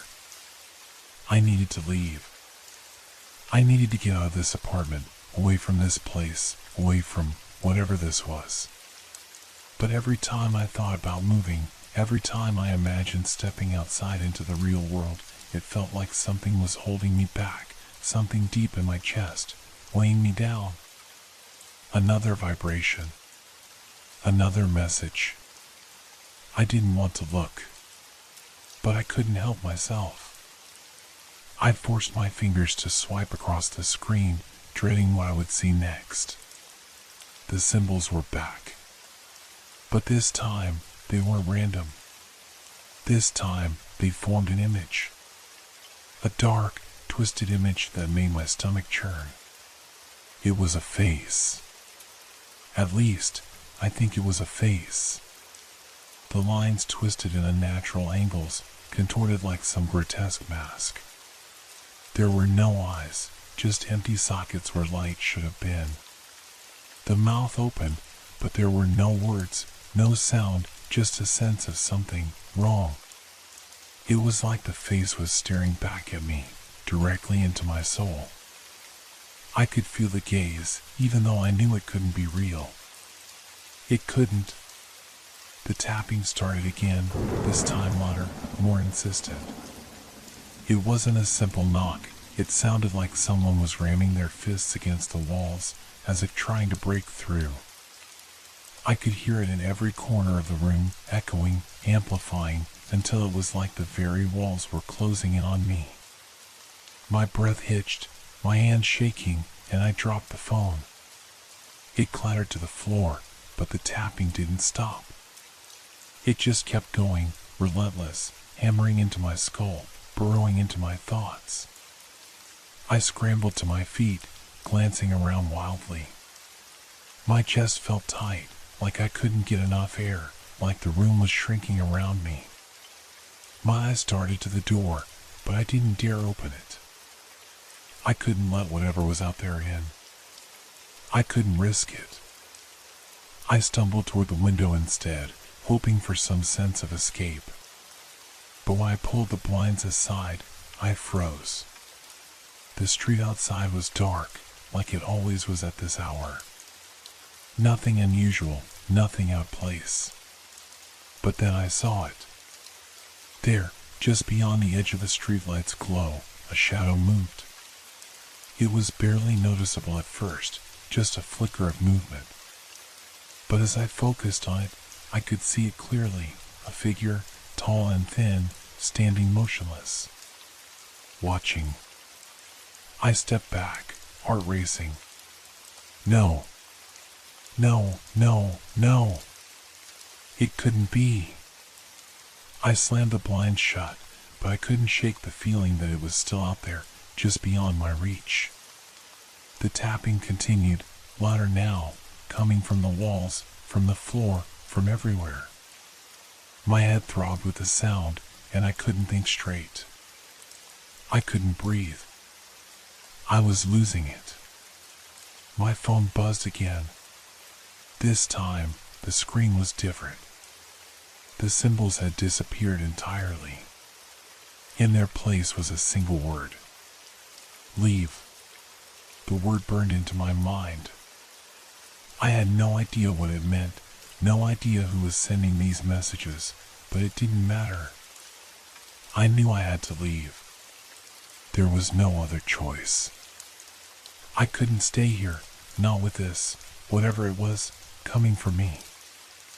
I grabbed my jacket, not bothering to check my reflection in the mirror. I had to go. I had to get out, to put as much distance between me and this place as I could. But as I turned toward the door, my phone buzzed once more. One last message. It's too late. I froze. The hair on the back of my neck prickled, and I felt cold sweat trickle down my spine. I stared at the screen, my hands trembling. The door behind me creaked. I didn't turn around. I couldn't. Not yet. The creaking of the door was louder now, almost deafening in the silence of the room. My heart slammed in my chest, and for a moment, I wondered if I was hearing things. But no! The door was opening, slowly, almost too deliberately. Each squeak of the hinges felt like a scream in my ears. I turned my head toward the door, unwilling to move my body. My legs felt like lead, as if my own muscles were betraying me. I was frozen, trapped in place by the sound and the heavy, oppressive air that clung to every inch of the room. It was dark outside the door. But that wasn't what made me hesitate. No, it was the presence. Something was there. Something was waiting just beyond the threshold. I could feel it. The tapping had stopped for the moment, but I knew it would start again. The silence had shifted, almost too perfect, too still. My pulse raced, my breath shallow. I wanted to scream, to run, but my legs refused to move. The word leave echoed in my mind, louder than anything else. But how could I leave if the thing I was running from was right there, at the edge of the doorway? I took a step back. My foot collided with something hard on the floor, my phone. It had fallen when I dropped it earlier. I picked it up, feeling the cool glass against my palm. I needed to call someone. Anyone. But my fingers fumbled over the screen, unsure of where to begin. There was no one I could trust. Not anymore. I opened the messages again, almost against my better judgment. But the screen was blank. Just like before. The symbols were gone. It was as if everything had been wiped away, leaving nothing but the silence and that terrible presence. A chill ran down my spine. I knew it. I knew it. Whatever this was, it had taken control. My phone was part of it now. The messages weren't just warnings. They were instructions, guiding me, leading me somewhere I didn't want to go. I had to act. I had to escape before whatever it was that was waiting outside the door got any closer. But as I reached for the handle, the room shifted. It wasn't immediate, but it was unmistakable. The walls seemed to lean in, narrowing the space around me. The floor tilted slightly, the ground rising under my feet as if I were standing on a hill. The room felt wrong, distorted, like a warped reflection in a broken mirror. The air thickened, pressing against my skin, suffocating me. I couldn't breathe. My chest tightened as if invisible hands were squeezing the life out of me. I gasped, staggering back toward the wall as I tried to steady myself. My vision blurred, and for a second, I thought I was going to collapse right there. But then it happened. A whisper. Barely audible at first, but unmistakable. Don't open it. The voice was cold, distant, and yet it was all around me. The sound seemed to seep through the walls, through the floor, through the very air I was breathing. It was inside me, crawling into my ears, burrowing into my mind. I stumbled backward, my hands reaching out to grasp something, anything to hold on to. I needed to stop it. I needed to stop this before it consumed me. The door, half open now, stared back at me, an invitation into the dark. I could feel something moving behind it, something watching, waiting. It wasn't human. It couldn't be. My breath came in sharp, desperate gasps. My pulse was erratic, pounding in my ears. I had to leave. I had to run. But the curse, whatever it was, had already taken root inside me. I could feel it. And then I saw it. It wasn't a figure. Not a person. It was a shape, something that moved like smoke but twisted, a shadow that had no form. It crawled, it slithered into the room, filling the space with a suffocating darkness. The temperature dropped instantly. My breath fogged in the air, and I could see it now. The shadow was shaped like something, someone, but the features were wrong. Deformed. Its arms were unnaturally long, reaching toward me, stretching, twisting like roots of some ancient tree. It had no eyes, no mouth, just dark voids where the face should have been. It was standing in the doorway. The whisper came again, but this time it was louder. You are mine. My legs gave out from under me, and I hit the floor with a crash, the room spinning around me. I couldn't focus. My vision was clouded, my thoughts scattered.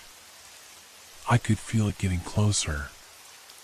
I could feel the weight of it pressing on me from every side, suffocating me. Leave before it's too late. But I couldn't move. I couldn't escape. The shadow took a step forward, its presence like a heavy weight that crushed me beneath it. My skin crawled. I could hear it now, the unmistakable sound of its breathing, deep, ragged, and wet. It was in the room. It was here. And as it reached for me, I couldn't stop the scream that tore from my throat. The scream tore through the room, my throat raw as the sound reverberated in my skull. I could feel the shadow, the thing, moving closer, its presence overwhelming. But even as I shrieked, the air seemed to absorb my cries, muffling them as though the room itself had decided to silence me once and for all. I couldn't breathe. My chest tightened, crushed by the weight of the air. The shadow, whatever it was impossibly close now, its form darkening, consuming the space around me. I could feel its cold, clammy presence pressing against me, but I couldn't bring myself to look at it. I was afraid that if I did, it would swallow me whole. My heart pounded so hard I thought it might burst. Sweat clung to my skin, my hands slick as I tried to push myself up from the floor. But my body refused to cooperate, as though it had been drained of strength by the very thing that haunted me. It whispered again, its voice cutting through the suffocating silence, but this time it wasn't a whisper. It was a command, stay. The word didn't feel like a suggestion. It felt like an ironclad order, one that bound me to the ground. My legs, my arms, they didn't belong to me anymore. They were heavy, useless, as though they had been turned to stone. I struggled. I couldn't just lie here. I had to escape. But my body refused to listen.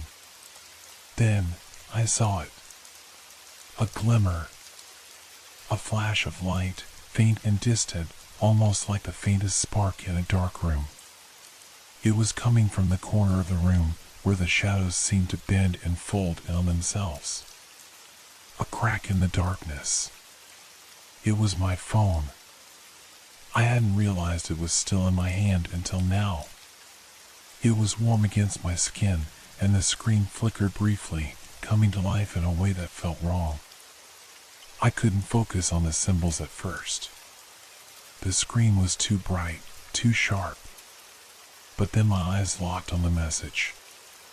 It wasn't a message, though. Not really.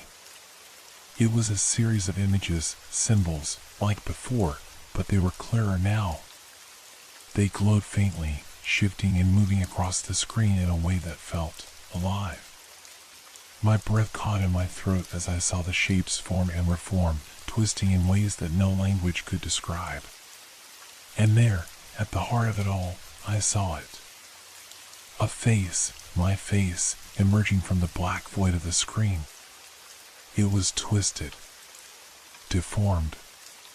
The image seemed to breathe. I could see the air around it shimmer, as if the very fabric of reality was bending to accommodate it. And then, the face on the screen spoke, "You are mine." I froze. The words didn't come from the phone. They came from within me. I could feel my chest constricting again, my lungs burning, but I couldn't scream. The thing, the shadow, was still there, watching, waiting. It was toying with me, dragging out my suffering, forcing me to relive whatever nightmare it had woven into my very soul. The message was no longer a warning. It was a promise. The darkness around me seemed to pulse, vibrating with an unnatural energy, and for a moment, I thought I could hear something far, far away, clicking, like the sound of something mechanical, something alive. But when I strained my ears, there was nothing. Only the silence that grew deeper, colder. I couldn't stay here. Not like this. I gathered every ounce of willpower I had left. With trembling hands, I shoved the phone into my pocket and lurched to my feet. My knees buckled, but I forced myself to stand, forced myself to move. Every step felt like I was wading through concrete, my body fighting against me, but I had no choice. I couldn't let it win. I reached for the door. My hand was shaking, but I wrapped my fingers around the cold handle, turning it slowly. The sound of the door creaking open was louder than ever, as if the hinges themselves were crying out in protest. The hallway was dark, but I could feel something pulling at me. The presence, that suffocating weight, was still there. It was following me. I didn't know how I knew, but I knew that it was going to catch me. The thing, the curse, it was too much, too powerful. I couldn't escape it. I couldn't outrun it. But I had to try. I had to fight. I stepped into the hallway, the darkness wrapping around me like a shroud. The floorboards creaked underfoot, but I didn't stop. I couldn't stop. Not now. My vision swam, the shadows blurring at the edges of my sight. I heard something, footsteps, heavy, dragging footsteps that were impossibly close. They were behind me, following me, matching my pace step for step. Then came the whisper again, this time more insistent. "You cannot escape." I pushed forward, my heart hammering in my chest, my legs aching with every step. The air grew thicker, more oppressive, and the footsteps behind me grew louder, closer. I could feel it now, something cold, something wet, brushing against the back of my neck. It was there. I turned. It was waiting in the hallway, its form looming in the shadows. The darkness had taken shape.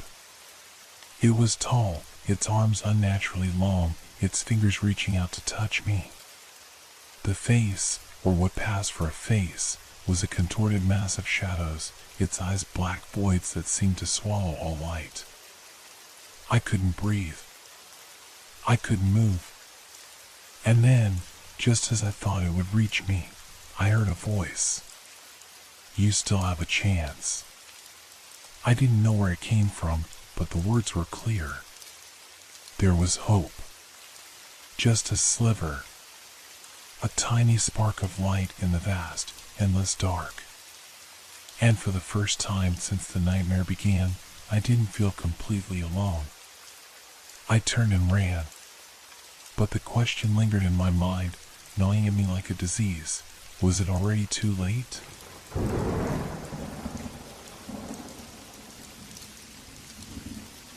It started with a phone call. A simple, unremarkable ring, followed by a sound I had never expected to hear, a sound that haunted me far beyond the moment it occurred. The sound was unmistakable.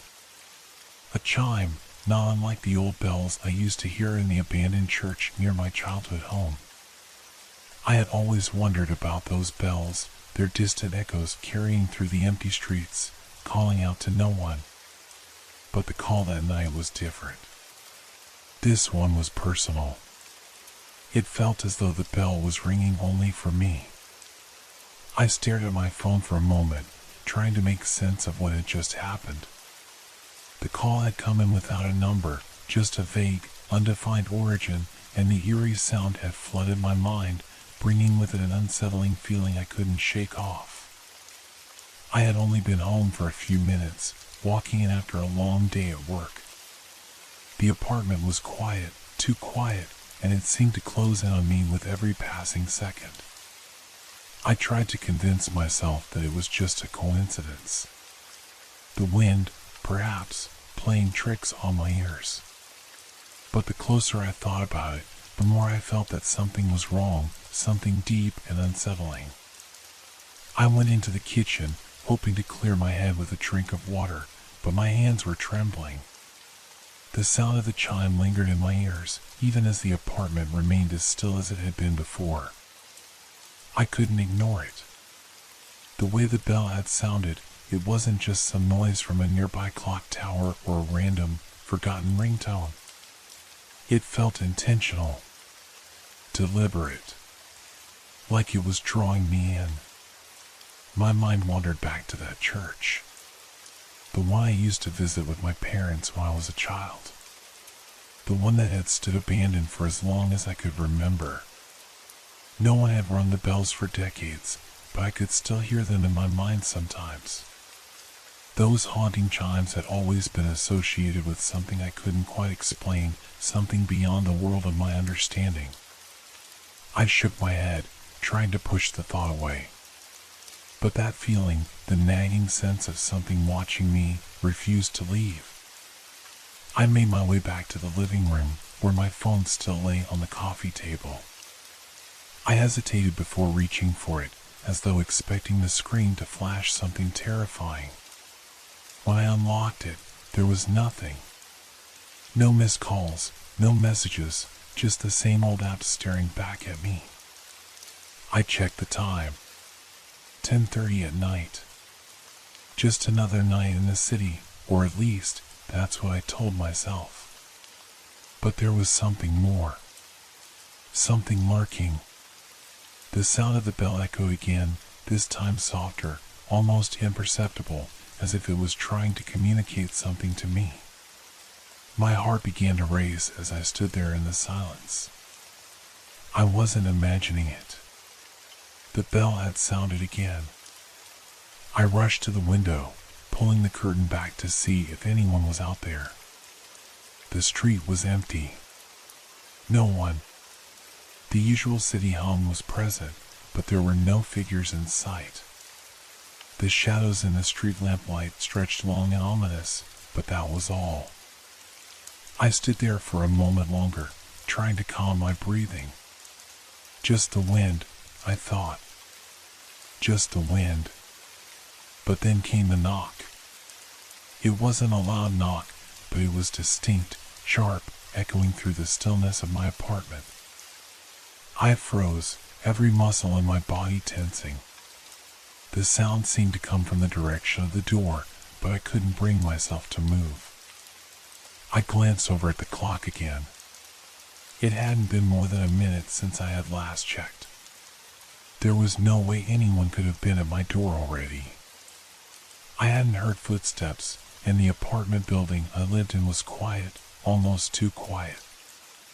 I took a deep breath, steadying myself, and slowly approached the door. My hand hovered over the handle for a moment before I turned it. No one was there.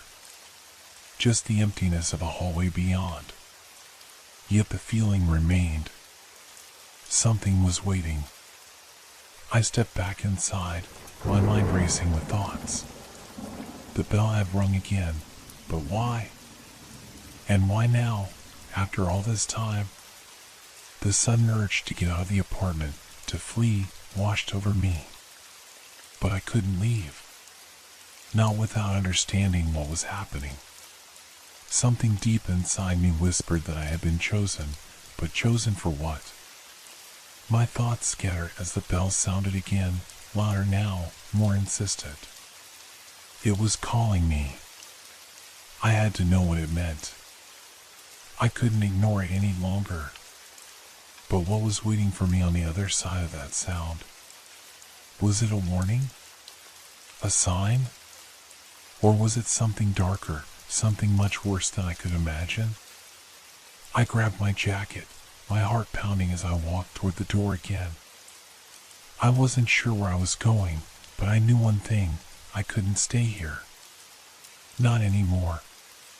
The night air hit me like a cold slap to the face. As soon as I stepped outside, the city felt different. The usual hum of traffic, the distant sound of car alarms, and the chatter of late-night revelers all seemed muffled, swallowed by an oppressive silence that lingered in the air. My mind raced, my pulse quickened. What was I doing? Why was I heading out into the darkness like this, chasing after something I didn't even understand? But I couldn't shake the feeling that something, or someone, was pulling me toward it. The bell. I walked quickly, my footsteps echoing loudly in the empty street. The streetlights flickered overhead, casting long, distorted shadows across the pavement. For a moment, it felt as though the very world around me was shifting, bending in ways I couldn't comprehend. The air was thick, heavy with the weight of something unsaid, something forgotten. The closer I got to the old church, the stronger the sensation became. It was as if the bell was calling me from afar, its sound ringing in my ears, even though I couldn't hear it directly anymore. The past few hours had been a blur of unease and confusion. I hadn't even stopped to think about why I was so drawn to the church now, after all this time. It had been abandoned for years, yet here I was, walking toward it as though it held the answers to questions I hadn't even asked. The church loomed ahead, its weathered stone walls bathed in the pale light of the moon. The old wooden doors stood ajar, creaking on their hinges as if inviting me inside. I hesitated for a moment, my hand hovering over the doorframe. Was this really where I was meant to be? Was I ready to face whatever was waiting in the dark? I pushed the door open with a creak, stepping inside. The interior of the church was as I remembered it, empty, forsaken, but somehow more oppressive than before. Dust hung thick in the air, catching the faint light that filtered through the cracked stained glass windows. The pews were scattered, broken in places, their once polished wood now warped and decayed. The bell tower above, though silent now, seemed to loom over me, a constant, watchful presence. I took a deep breath, my eyes scanning the room. There was nothing unusual, at least, not at first glance. The silence here was deafening, almost unnatural. But then, as I moved further into the church, I felt it, the unmistakable presence of something else. The bell. The sound had returned, echoing faintly in the distance. This time, however, it wasn't just a sound. It was a feeling. A pressure on my chest, a weight that seemed to grow heavier with every passing second. I walked cautiously down the aisle, the sound of my footsteps muffled by the thick carpet that lined the floor. Every inch of this place felt steeped in history, in sorrow. I had always been curious about the stories that surrounded this church, the tragedies that had unfolded within these walls. But tonight, the stories felt too real, too close. The church was no longer just an old building, it was alive, and it was watching me. I reached the altar, where the faintest hint of light shimmered across the worn stone. The bell's echo was louder now, almost deafening, but it didn't come from the bell tower. It was coming from somewhere else, closer, as if it were right behind me. I turned quickly, but there was no one there. I froze. The air had changed. It was colder now, much colder. The shadows in the corners of the room seemed to shift, stretch, and writhe. I could feel my breath quicken, my heart pounding in my chest as I realized I was not alone. Something was in the church with me. I wasn't imagining it. The bell rang again, its sound now a distorted, jarring clang cutting through the silence. The walls seemed to shake with its force, and for a brief moment I thought I saw the outline of something moving in the shadows. My stomach twisted, my legs refused to move. It felt as though the very fabric of reality was bending around me, warping in unnatural ways. I took a step back, my eyes scanning the room, desperately searching for anything that could explain what was happening. But the room was empty, save for the shifting shadows and the growing tension in the air. Then, a voice. A whisper, so faint I almost didn't hear it. It came from behind me, soft and almost inaudible. Leave, before it's too late. My body went rigid at the sound. The voice was familiar, but I couldn't place it. It was as though the very walls of the church were speaking, the memories of long-forgotten souls trying to warn me. I spun around, but once again, there was nothing. But I knew something had changed. The church, the bell, it was all connected. And whatever was waiting in the shadows, it wasn't going to let me leave. I turned to run, but my feet felt as if they were rooted to the ground, heavy and unwilling to move. The bell rang again, and the shadows moved with it, swirling like a storm closing in. I couldn't breathe. My heart hammered in my chest, each beat growing louder, faster. It wasn't just a sound anymore. It was a warning. A sign. The bell had always been more than a relic of the past. It was a mark. A mark that had been waiting for me. And I was no longer sure I could escape it. I struggled against the invisible force holding me in place. My feet felt like they were glued to the floor, the thick, musty air pressing against my chest, suffocating me. The bell had stopped, but its echo still hummed in my ears. That whisper, soft, pleading, lingered in my mind.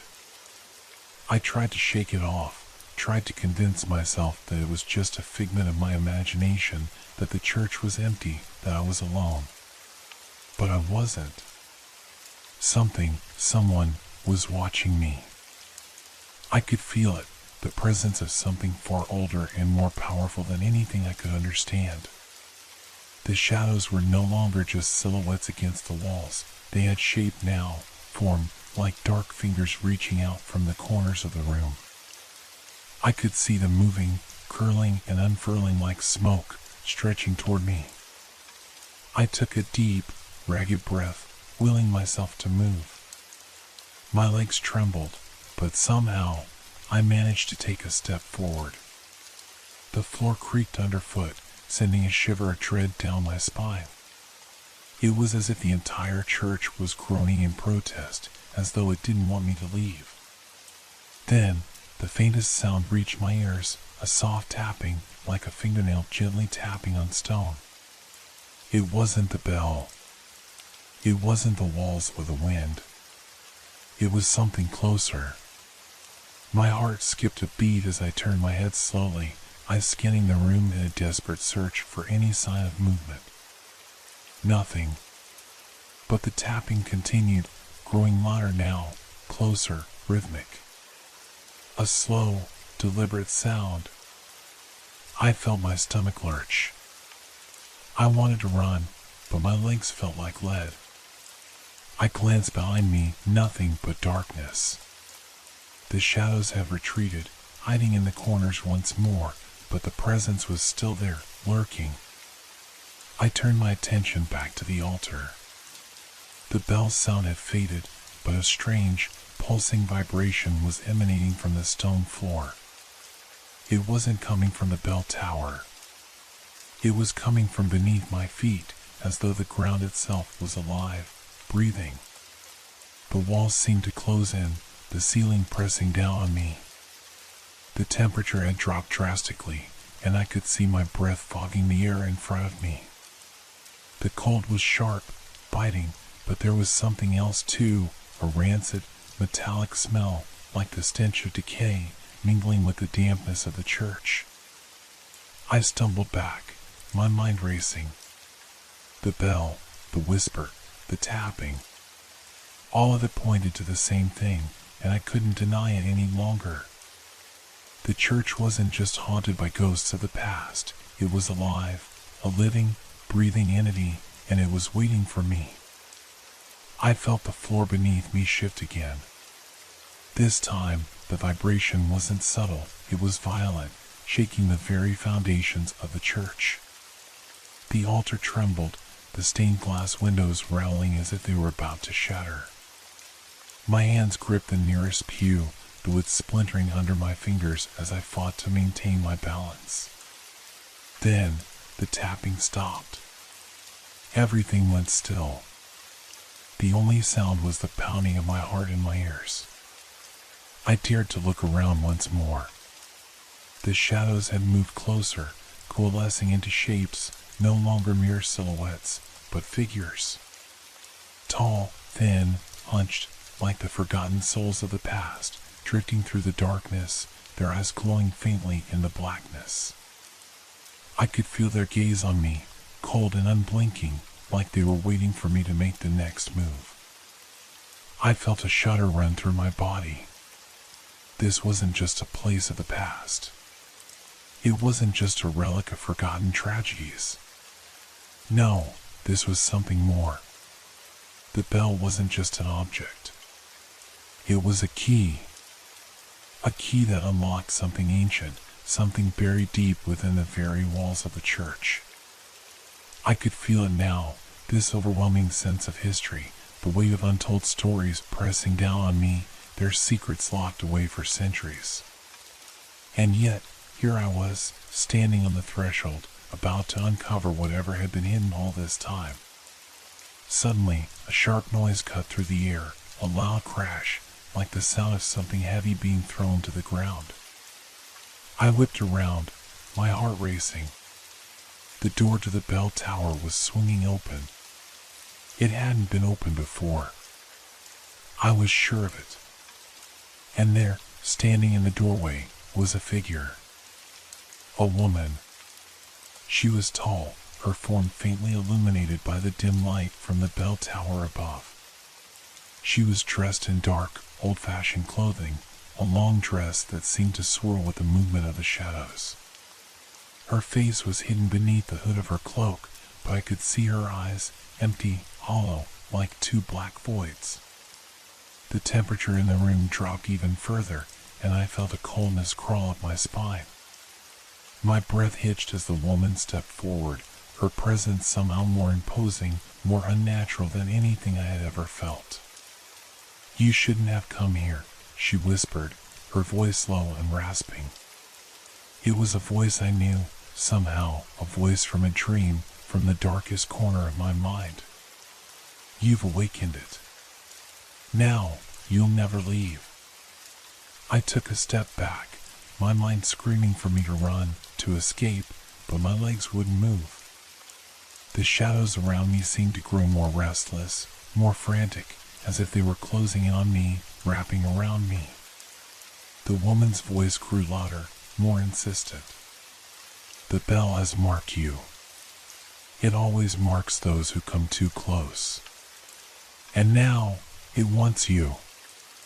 Her words cut through me like a knife, and I felt my knees go weak.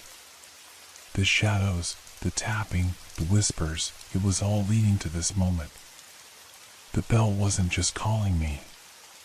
It had chosen me, and I was powerless to stop it. I felt the weight of her words sink into me like poison. Her eyes, dark and hollow, seemed to pierce through every layer of my mind. I could hear my pulse pounding in my ears, drawing out the sound of my breathing, and yet the silence in the church was suffocating, thick with an oppressive force that seemed to draw every ounce of life from the room. The shadows, they were not just shadows anymore. They had a presence, a life of their own, curling and twisting as if they had been waiting for this very moment. I could hear them, faint whispers in the air, words I couldn't understand but somehow felt deep in my chest, like the ringing of a bell, distant but sharp. The woman in front of me took another slow step forward, her presence growing stronger with each movement. Her cloak swirled like the night itself, and with every step, it seemed the air around her grew colder. My skin prickled. The cold wasn't just physical, it felt like it was reaching into my bones, like it was carving out space inside of me, hollowing me out. "It's too late," she said, her voice rasping, each word slow and deliberate, as though she enjoyed the weight of every syllable. "You've crossed the line. You've heard the call. There is no turning back." I wanted to scream, to run, but my body refused to obey. I couldn't look away from her. She had me trapped in her gaze, frozen. The church, the air, the walls, all of it felt like it was closing in. My mind raced, fighting against the reality that was unfolding before me. This couldn't be real. Couldn't be happening. But every fiber of my being screamed that it was. Her hand, pale and skeletal, reached out from beneath her cloak.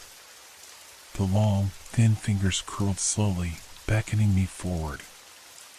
I resisted, my heart hammering in my chest. "You are already marked," she continued, her voice so calm it sent a chill deeper than anything I had ever known. "The bell has chosen you, and now you must pay the price." The room was spinning. The shadows stretched and danced along the walls, growing larger, more oppressive, as if they were alive, each movement feeding the fear that gripped my heart. The bell. It had been the catalyst for all of this. I remembered its ringing, its sound so sharp, so eerie, it had sliced through the silence of the church like a blade. Now, it felt as if that very sound was reverberating in my skull, echoing through my thoughts, distorting my reality. I couldn't breathe. I gasped for air, but it felt like the very church was smothering me. My hands shook, clenching and unclenching in futile attempts to ground myself. The woman stepped closer, the faint glow from the bell tower casting an eerie light on her face. I could now see her clearly, though the image didn't seem to fit the reality of the place. Her features were sharp, almost unnaturally so, with hollow cheeks and a mouth drawn into a thin, unsettling line. Her skin was too pale, like bone, stretched too tight, and her lips were cracked, her breath coming in short, ragged bursts as if she hadn't spoken in centuries. She opened her mouth to speak again, but this time a new sound erupted from behind her, from the bell tower. Clang. It was louder this time, more insistent, and it echoed through the church like a war drum. The walls themselves seemed to tremble. My knees buckled under the pressure, and I stumbled to the floor, my body trembling as if I were being torn apart from the inside. It wasn't just the sound, the bell's vibrations were alive, making the very ground beneath me shake. The woman didn't flinch. She didn't move, but her eyes locked onto mine, filled with a strange kind of satisfaction. A terrible, ancient understanding flickered in her gaze. "You hear it, don't you?" she whispered, her voice barely audible over the ringing. "The bell is calling you. It's calling you to the truth, to the darkness that lies beneath the earth. You will never escape it." I reached out instinctively, my hand grabbing for anything to hold on to. I found the edge of a pew, gripping it so tightly my knuckles turned white. I felt the warmth of the wood beneath my fingers, grounding me for a moment.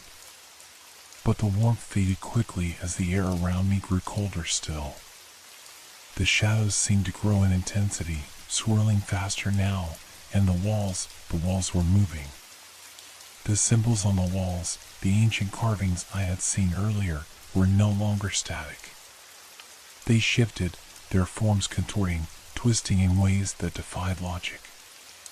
Faces began to appear, faces of people long gone, their eyes staring at me, accusatory and hollow. Their mouths opened, and I could hear them now, whispers. The same whispers I had heard when the bell had first rung, only this time they were clearer. Louder. "Help me," one voice cried. It was a man's voice, full of desperation. "Please, don't let it take me." "You can't escape," a woman's voice followed, cold and final. "You're already part of it." The sounds multiplied, voices layering over each other, merging into a cacophony of pleading, regret, and despair. My head spun. My vision blurred, and I could feel the weight of all their eyes on me. It was too much. I couldn't understand. I suddenly realized that the woman was gone. The shadows, the whispers, everything had pulled my focus so intensely that I hadn't even noticed her leave. But I knew she was still there. She was part of it now. And that bell. The bell was still ringing. The ground beneath me rumbled again, more violently this time, as if the church itself were protesting the weight of the voices it had trapped within. I didn't dare look up again, but I could feel the shift in the air, the cold that now seemed to radiate from the very heart of the church. The bell wasn't just calling me anymore. It was calling everyone. And I was beginning to understand what it wanted. The rumbling beneath me intensified, and I could feel the floor trembling, as if the very foundation of the church was coming undone. It wasn't just the bell ringing anymore, it was as though the earth itself was groaning in protest, a primal sound that reverberated deep inside me, rattling my bones. I could no longer tell if the shaking was coming from the bell or from within me, but one thing was clear, the church was alive, and it was closing in. I forced myself to stand, my legs unsteady beneath me, the ground still vibrating with the force of the bell's unrelenting toll. My breath came in ragged gasps, my chest tightening with every passing second. The air felt thick, like I was breathing through a damp cloth, and it seemed to be getting colder with each step I took. The shadows were no longer just shadows. They had form, and they were moving. I saw them twist and writhe in the corners of my vision, darting across the walls, creeping along the floor. It was as if the very darkness in the church was taking shape, becoming something tangible, something that I could no longer ignore. I stumbled towards the back of the church, my mind a frantic blur of thoughts. The woman, the one who had warned me, the one who had marked me, was gone. But the feeling that she had left something behind, something alive, clung to me like a second skin. Her presence lingered in the cold, in the shadows, in the whispers that I could still hear, faint and distant, but growing louder with each passing moment. "Help me." The voice was soft, like a memory calling out from the depths of my mind. I froze, the hairs on the back of my neck standing on end. The voice was familiar, but I couldn't place it. My heart pounded, fear gripping my chest as I turned toward the source. The bell's toll was almost deafening now, but the whispers, those soft voices, were clearer, stronger. Please, it's too late. I could see something now, faint at first, but growing more defined with every second. A figure, shadowed, almost transparent, standing just inside the doorway to the bell tower. It was the woman, or rather, something that looked like her, but her features had shifted, distorted, twisted into something otherworldly. Her eyes were wide, hollow, and full of nothing but darkness. She was smiling, but it wasn't a smile of comfort or empathy. It was a twisted mockery. "You think you can escape?" she whispered, her voice filled with an unnatural sweetness. "You are part of this now. You always were."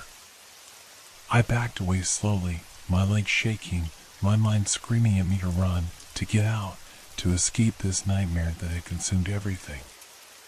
But my feet wouldn't move.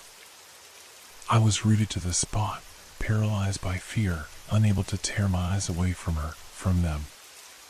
As I looked closer, I saw more figures, rising from the shadows like specters, their forms blending with the darkness until they were indistinguishable. The whispers grew louder, until they were no longer whispers at all. The voices were all around me, their words becoming a cacophony of pleading and torment. They were trapped here, just like me. No, they were worse than me, they had been here far longer. "Why are you here?" one voice asked, a man's voice, raspy and weak. "What do you want?" I didn't know how to answer. I didn't know what any of this meant, what any of them meant. I just wanted to escape, to run far away from this place that felt like it was consuming me whole. But as I turned toward the exit, my heart dropped. The doorway, the familiar exit I had seen countless times, was no longer there. It was as though the church had swallowed it whole, sealing it off from the world outside. The walls were no longer stone, they were shifting, fluid, as though they were made of something far more malleable. I could see cracks beginning to form, dark tendrils creeping through them, stretching out like fingers, reaching for me. I turned back, panic surging through my chest as I searched for another way out, but there was nothing. The bell continued its maddening toll, growing louder, vibrating through my very soul. And with every toll, the shadows around me grew darker, denser, and the figures, the spirits, drew closer, their eyes never leaving mine. "You're here now," the woman said, her voice sweet, but dripping with a malevolent edge. "And you will never leave." I couldn't breathe. I couldn't think. The world around me was suffocating, closing in on me from all sides. My heart was racing, every nerve in my body screaming for me to run, but there was nowhere to go. The bell was the only thing that existed now. Its sound filled every corner of my mind, dousing all other thoughts, drowning out the world around me. And then I heard it. A voice, softer than the others, calling my name from behind me. "David." I spun around, fear gripping me tighter. There, standing just beyond the shadowy figures, was another person, someone I recognized, someone I thought was long gone. But no, it couldn't be. This was impossible. This wasn't real. "David," the voice repeated, and I froze. It was her, Sarah. She had been gone for years. I had buried her, or so I had thought. But here she was, standing before me, her eyes wide and filled with the same hollow darkness that had overtaken everyone else in this forsaken place. "Come to me," she whispered, her voice pulling at me, drawing me closer. "We can be together again." I took a step forward, instinctively reaching out for her. But as I did, the figures around me began to move, closing in faster, their forms melting into shadows, twisting and merging until they were all one being. And then I understood.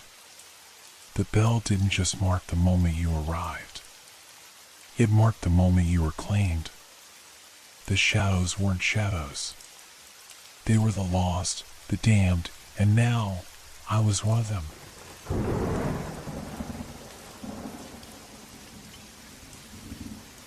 I didn't hear it at first, but I felt it, an overwhelming presence, an eerie sensation that something had shifted in the house. It was subtle, like a flicker in the corner of my eye, too fleeting to grasp. But once it was there, it wouldn't leave. At first, I thought it was just the stress, or maybe the isolation. After all, living alone after the accident had done something to my mind. My thoughts didn't settle the way they used to. It had been months, but the void left by everything, was still too raw. The empty rooms of the house felt like they were closing in on me. Then it happened. One evening, I was returning from the kitchen with a glass of water when I noticed it, an unfamiliar door at the end of the hallway. It wasn't there the night before. I was sure of it. I paused, staring at the door, the dim light casting long shadows across its wooden surface. The house had been quiet for days, but the silence in the hallway felt thicker now, heavier. I approached the door slowly, my hand gripping the glass tighter than necessary. The old floorboards creaked under my feet, and the sound seemed far too loud in the silence.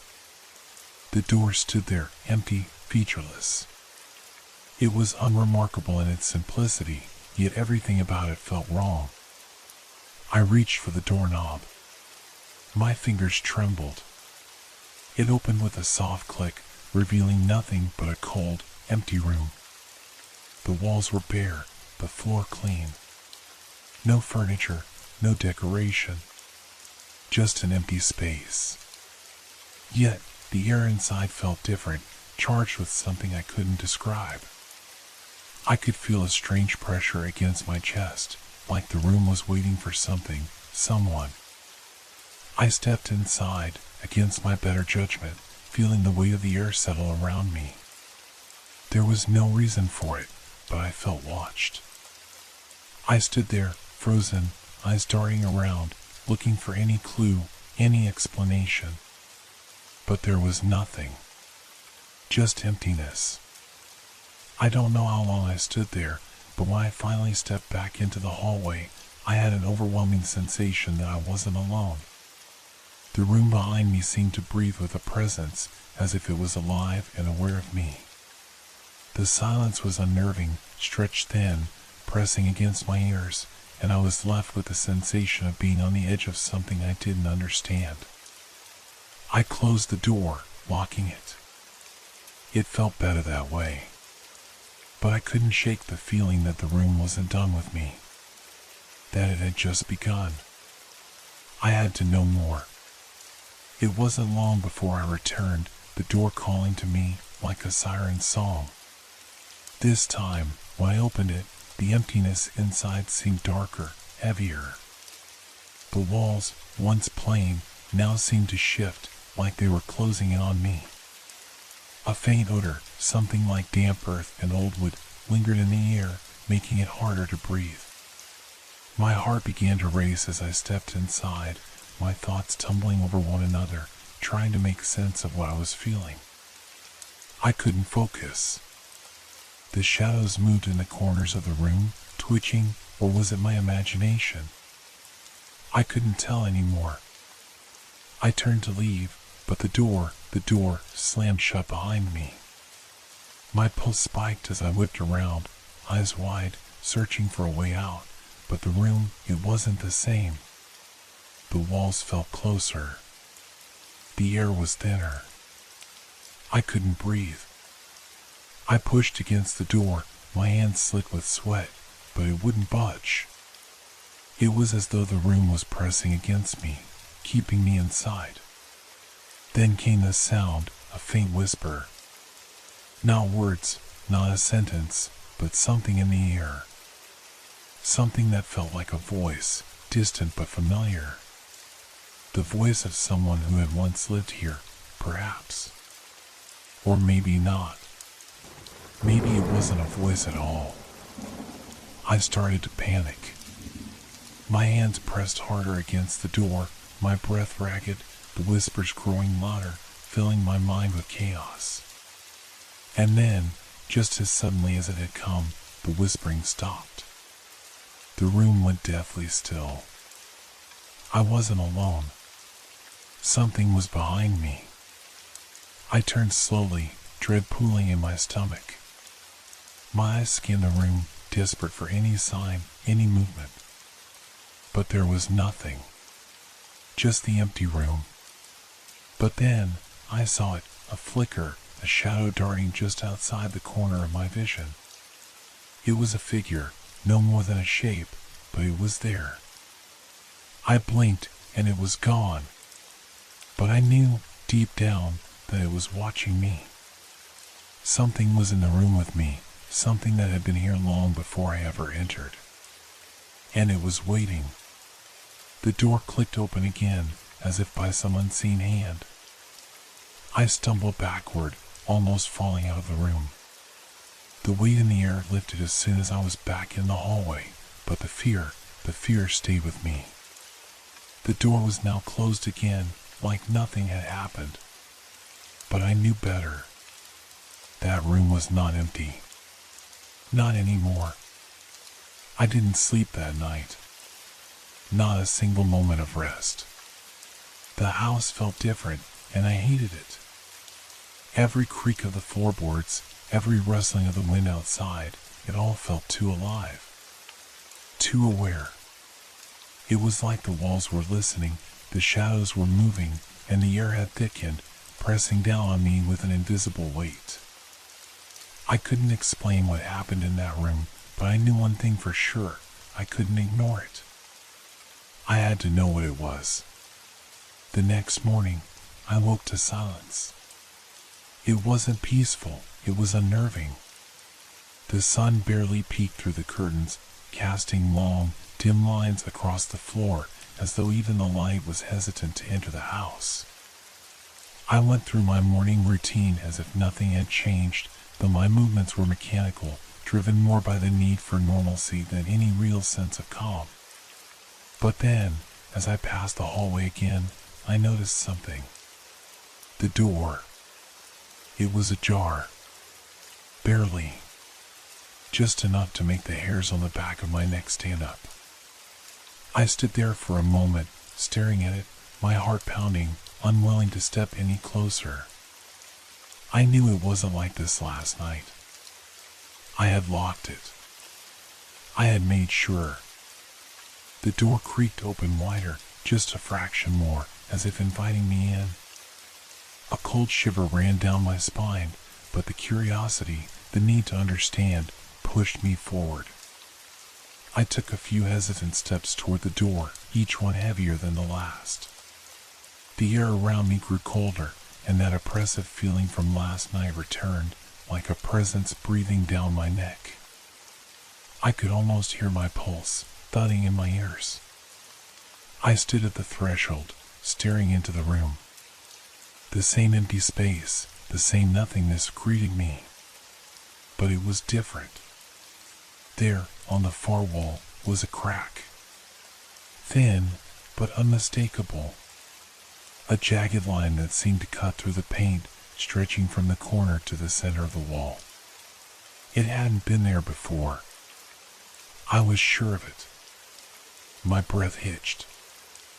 I stepped inside the room, my gaze fixated on the crack.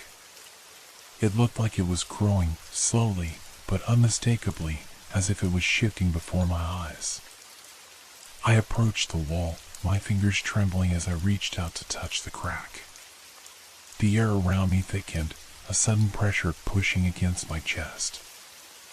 I couldn't explain it, but it was as if the room itself was holding its breath, waiting for me to do something.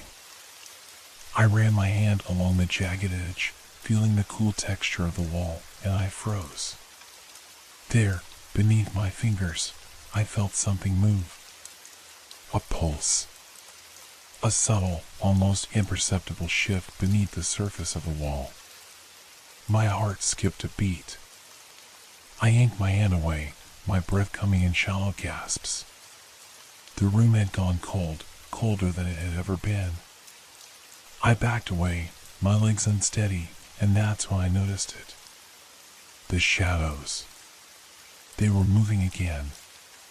Not just shifting in the corners of the room, but sliding. Stretching and shrinking in ways they shouldn't. I blinked, and they stopped. The room fell into an eerie stillness. I turned to leave, but the door slammed shut behind me with a deafening thud. I jumped, my heart leaping into my throat. Panic rose in me like a tidal wave. I grabbed the doorknob and twisted it desperately, but it wouldn't budge. The door was locked. It was locked from the inside. I pressed my back against the wall, feeling the cold seep through my clothes, my skin.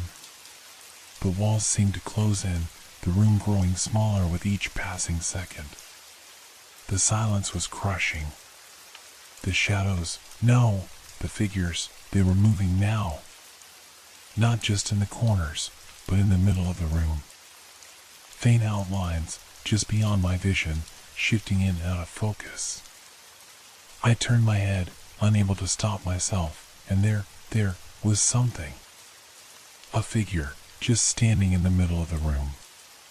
It was dark, featureless, but I knew it was watching me. Waiting. I stumbled back, my legs giving way beneath me as I sank to the floor. The figure didn't move, it just stood there, as if it had always been there, lurking in the shadows. "Why are you here?" I whispered, though the words felt foreign on my tongue. The air around me grew heavier. Then, a voice. It wasn't a voice at all, really, not in the way we understand it. It was more like a feeling. A vibration in the air, a hum in my chest. But it was unmistakable. "You shouldn't have come back." I froze. The room felt alive. The air was thick, suffocating, as if every corner of the space was pressing in on me. The figure didn't move, but the feeling of being watched became unbearable. It was like the room was breathing, waiting for something.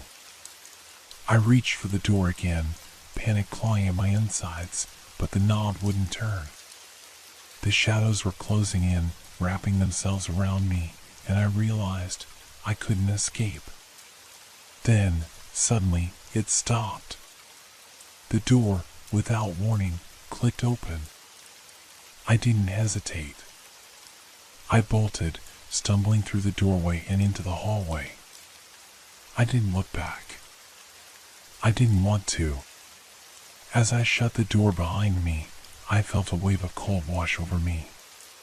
The house, the room, it felt wrong now. And I couldn't shake the feeling that something inside that room was still waiting. Watching. Waiting for me to return. I didn't go back. The days blurred together in a haze of unease and lingering dread. I tried to continue with my life, to go through the motions as though nothing had happened, but every creak of the floorboards, every gust of wind outside made my stomach churn. I couldn't shake the feeling that something was watching me, that the house itself was waiting. But the room was quiet. For now. It was locked, and I made sure to stay as far from it as possible. Still, every night, I lay awake in bed, staring at the ceiling, hearing the sounds of the house shift around me, distant footsteps, whispers I couldn't place, creaks from somewhere deep inside the walls. Every time I tried to close my eyes, I could still see it, the crack in the wall, the shadows moving like dark tendrils, and that thing standing in the center of the room, waiting, watching. I thought it was a dream, a horrible, lingering nightmare that refused to let go. But I couldn't ignore the pull. The curiosity gnawed at me, clawed at my sanity. I told myself I would never go back in, but every morning I felt the weight of the room's presence growing heavier. It was the third night after the incident when it happened again. I woke to the sound of scratching. Slow. Methodical. It was coming from the walls. No, not the walls. The door. I knew it. It was coming from inside the door. I sat up in bed, my heart hammering in my chest. I wasn't imagining it. It was real. The scratching had a rhythm to it, like nails dragging across the surface, only it wasn't the sound of wood being scraped. It was something deeper, something more alive. I grabbed my phone, checking the time, 3:23 in the morning. That cold, oppressive silence that followed seemed worse than the scratching. It was as though the house was holding its breath. Then, the sound stopped. Just like that. I waited for a long moment, hoping it would return, but nothing. The stillness was suffocating. I got out of bed, unable to stay still any longer. My feet were heavy as I crossed the room.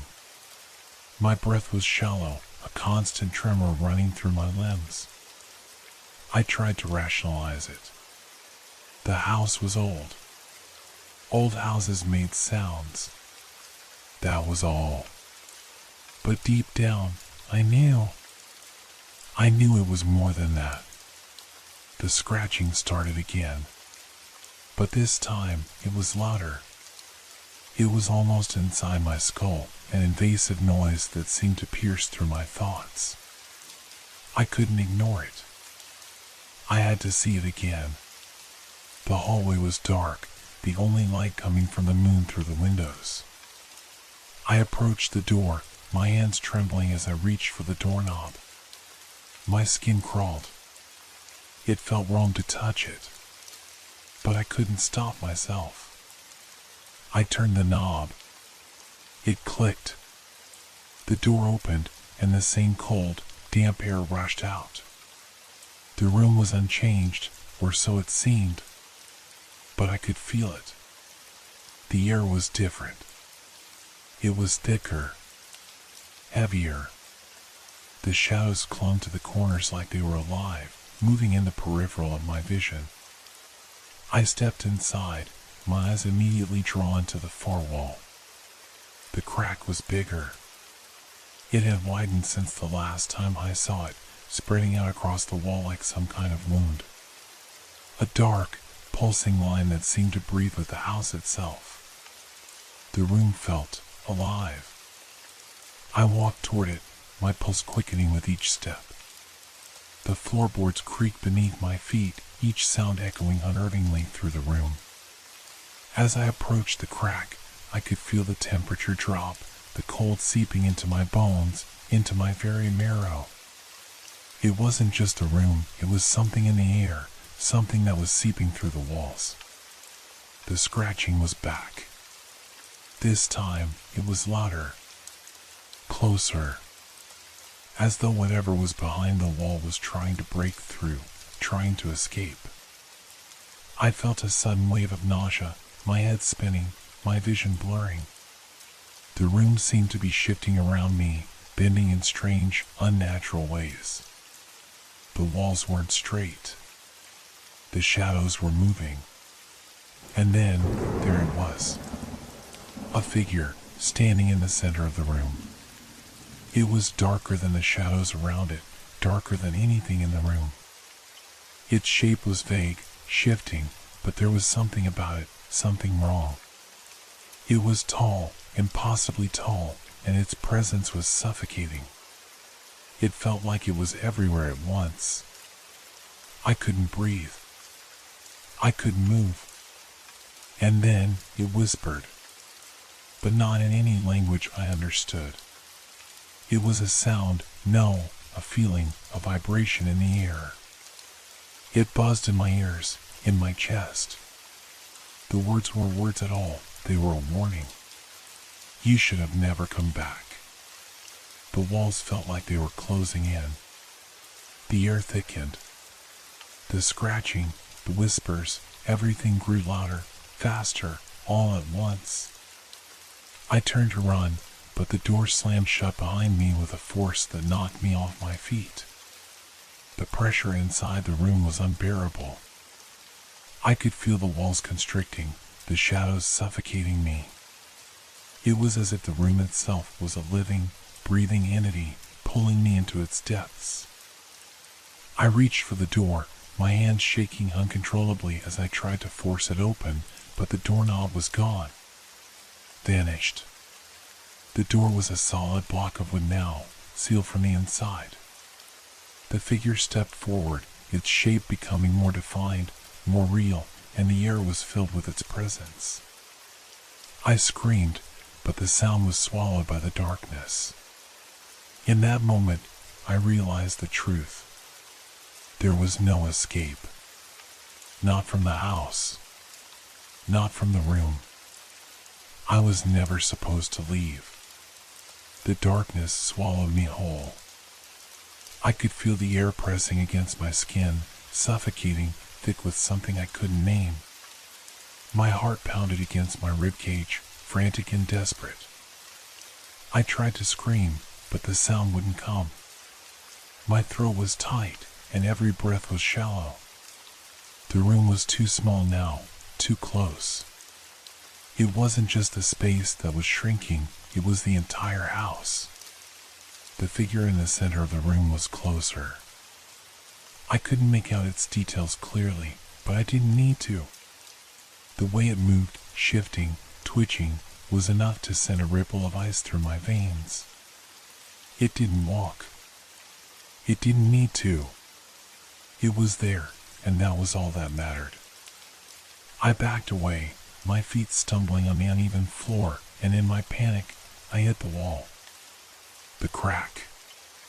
The dark, pulsing crack that seemed to breathe like it had a life of its own. I could feel something coming from it.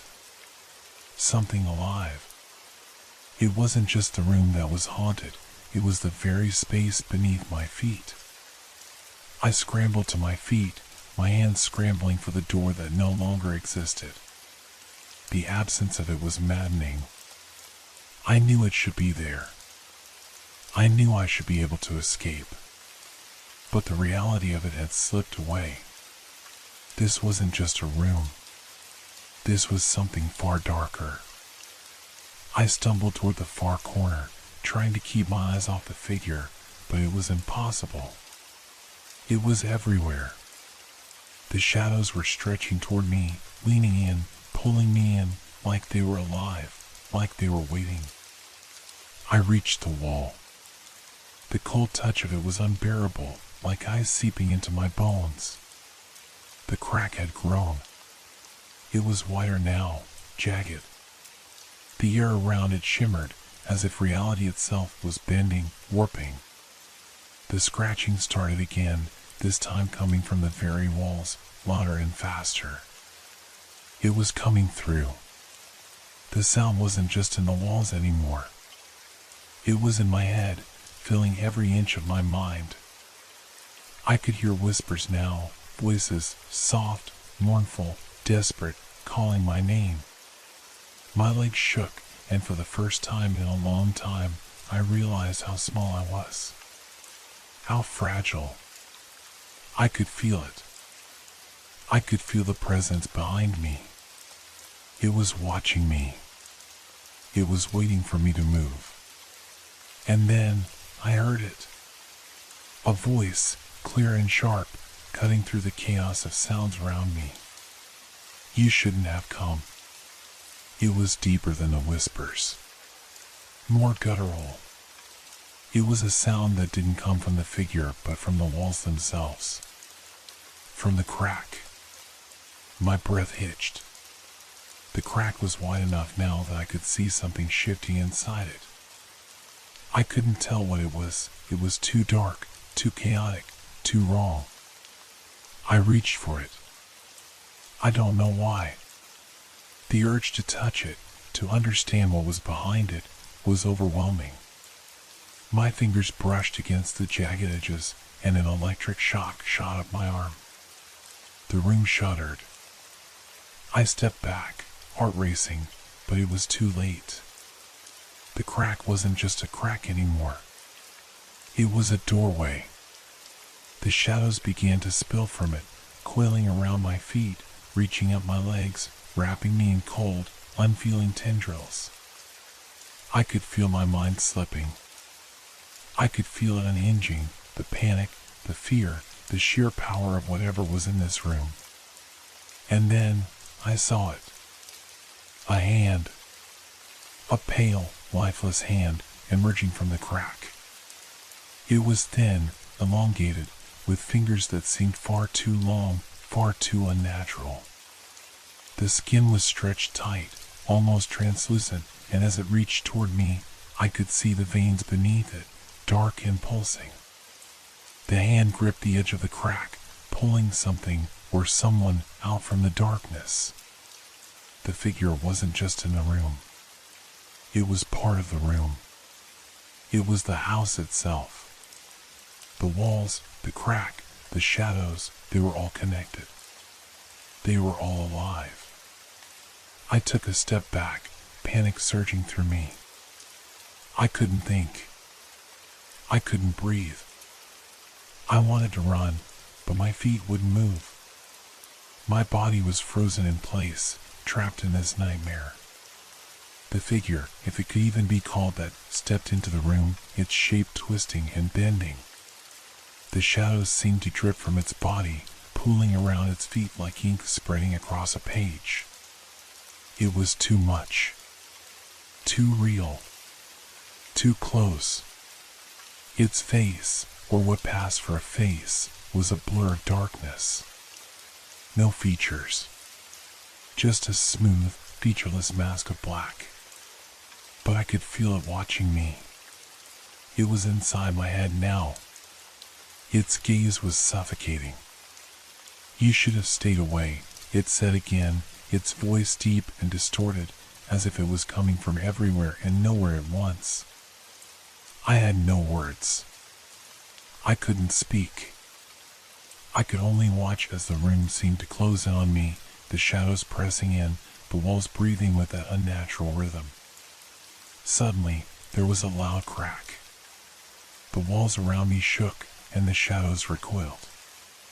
The figure paused, its body rippling as if disturbed by something. Something was coming through the crack from the other side. The air shifted, and for the briefest of moments, the shadows faded, leaving only the pulse of the crack. It was open now, wider than it had ever been, and something was stepping through. Something larger. I could hear it, feel it, a force, a weight, a presence so powerful that the house itself groaned beneath it. I didn't wait to see what it was.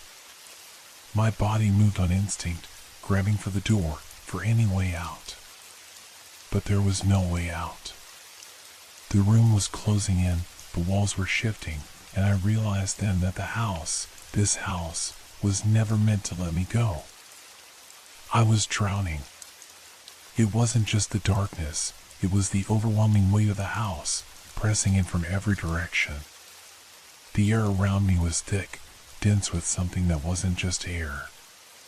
My lungs felt like they were collapsing under the pressure, my body begging for release that would never come.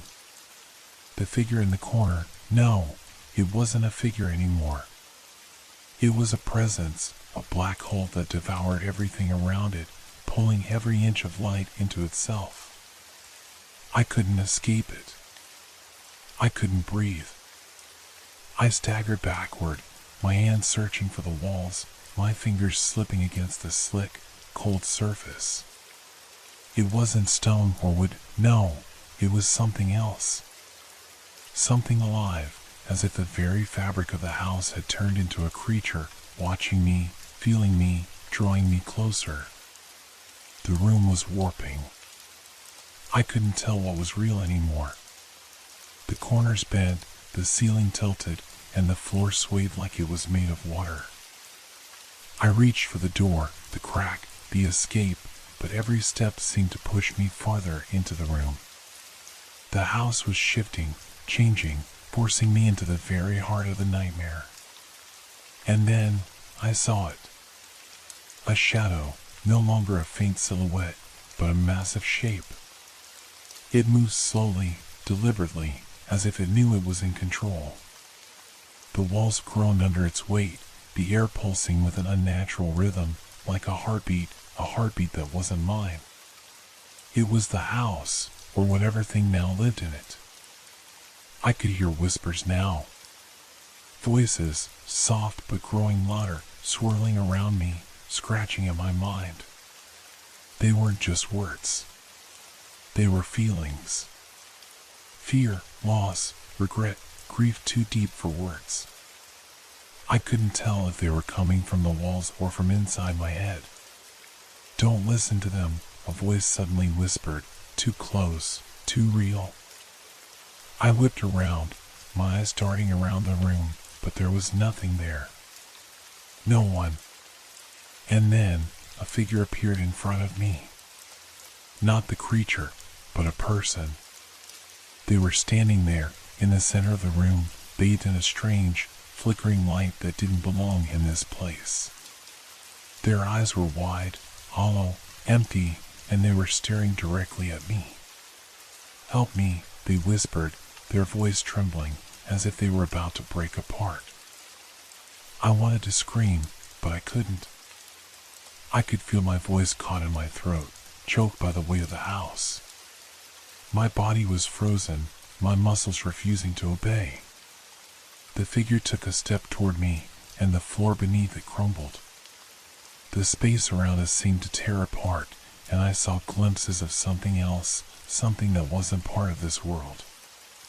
A void, an endless abyss that stretched beyond the room, beyond the house, beyond reality itself.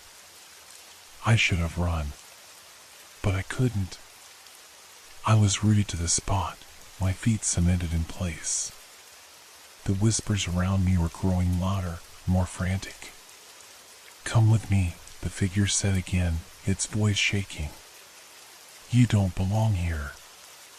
And just as I felt myself being pulled toward it, toward the void, toward whatever horror it promised, there was a sudden crash.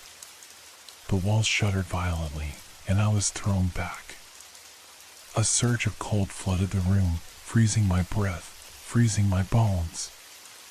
The temperature dropped so fast it felt like I was suffocating in ice. The presence in the corner, the thing I couldn't look at directly, seemed to shift. The shadows twisted, and for the briefest of moments, I thought I saw eyes.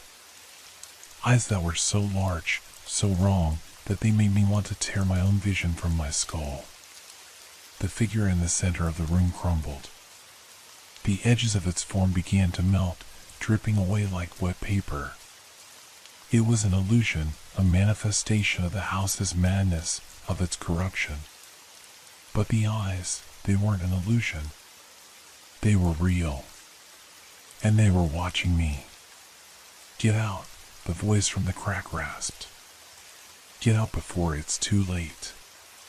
But it was too late. I realized then that the house was alive, and the longer I stayed in it, the more I became a part of it. The more it claimed me. I felt it now, something inside me, a coldness seeping into my skin, into my bones, into my very soul. I was no longer an observer. I was no longer a guest in this house. I was a prisoner, bound to its will, connected to its darkness. The room had been a trap all along. The door, the crack I had been trying to escape through was nothing but an illusion. There was no escape. There had never been an escape. I staggered toward the corner where the shadows had pooled. My legs were shaking, my thoughts scattered. I tried to scream, but no sound came out. And then I saw it again, the figure, the one that had tried to pull me into the void. Its empty eyes locked onto mine, and in that moment, I understood. It wasn't here to help me. It was here to take me. I could feel the cold hands on my shoulders before I even turned to face them. The last thing I saw was the darkness rushing toward me. Then, nothing.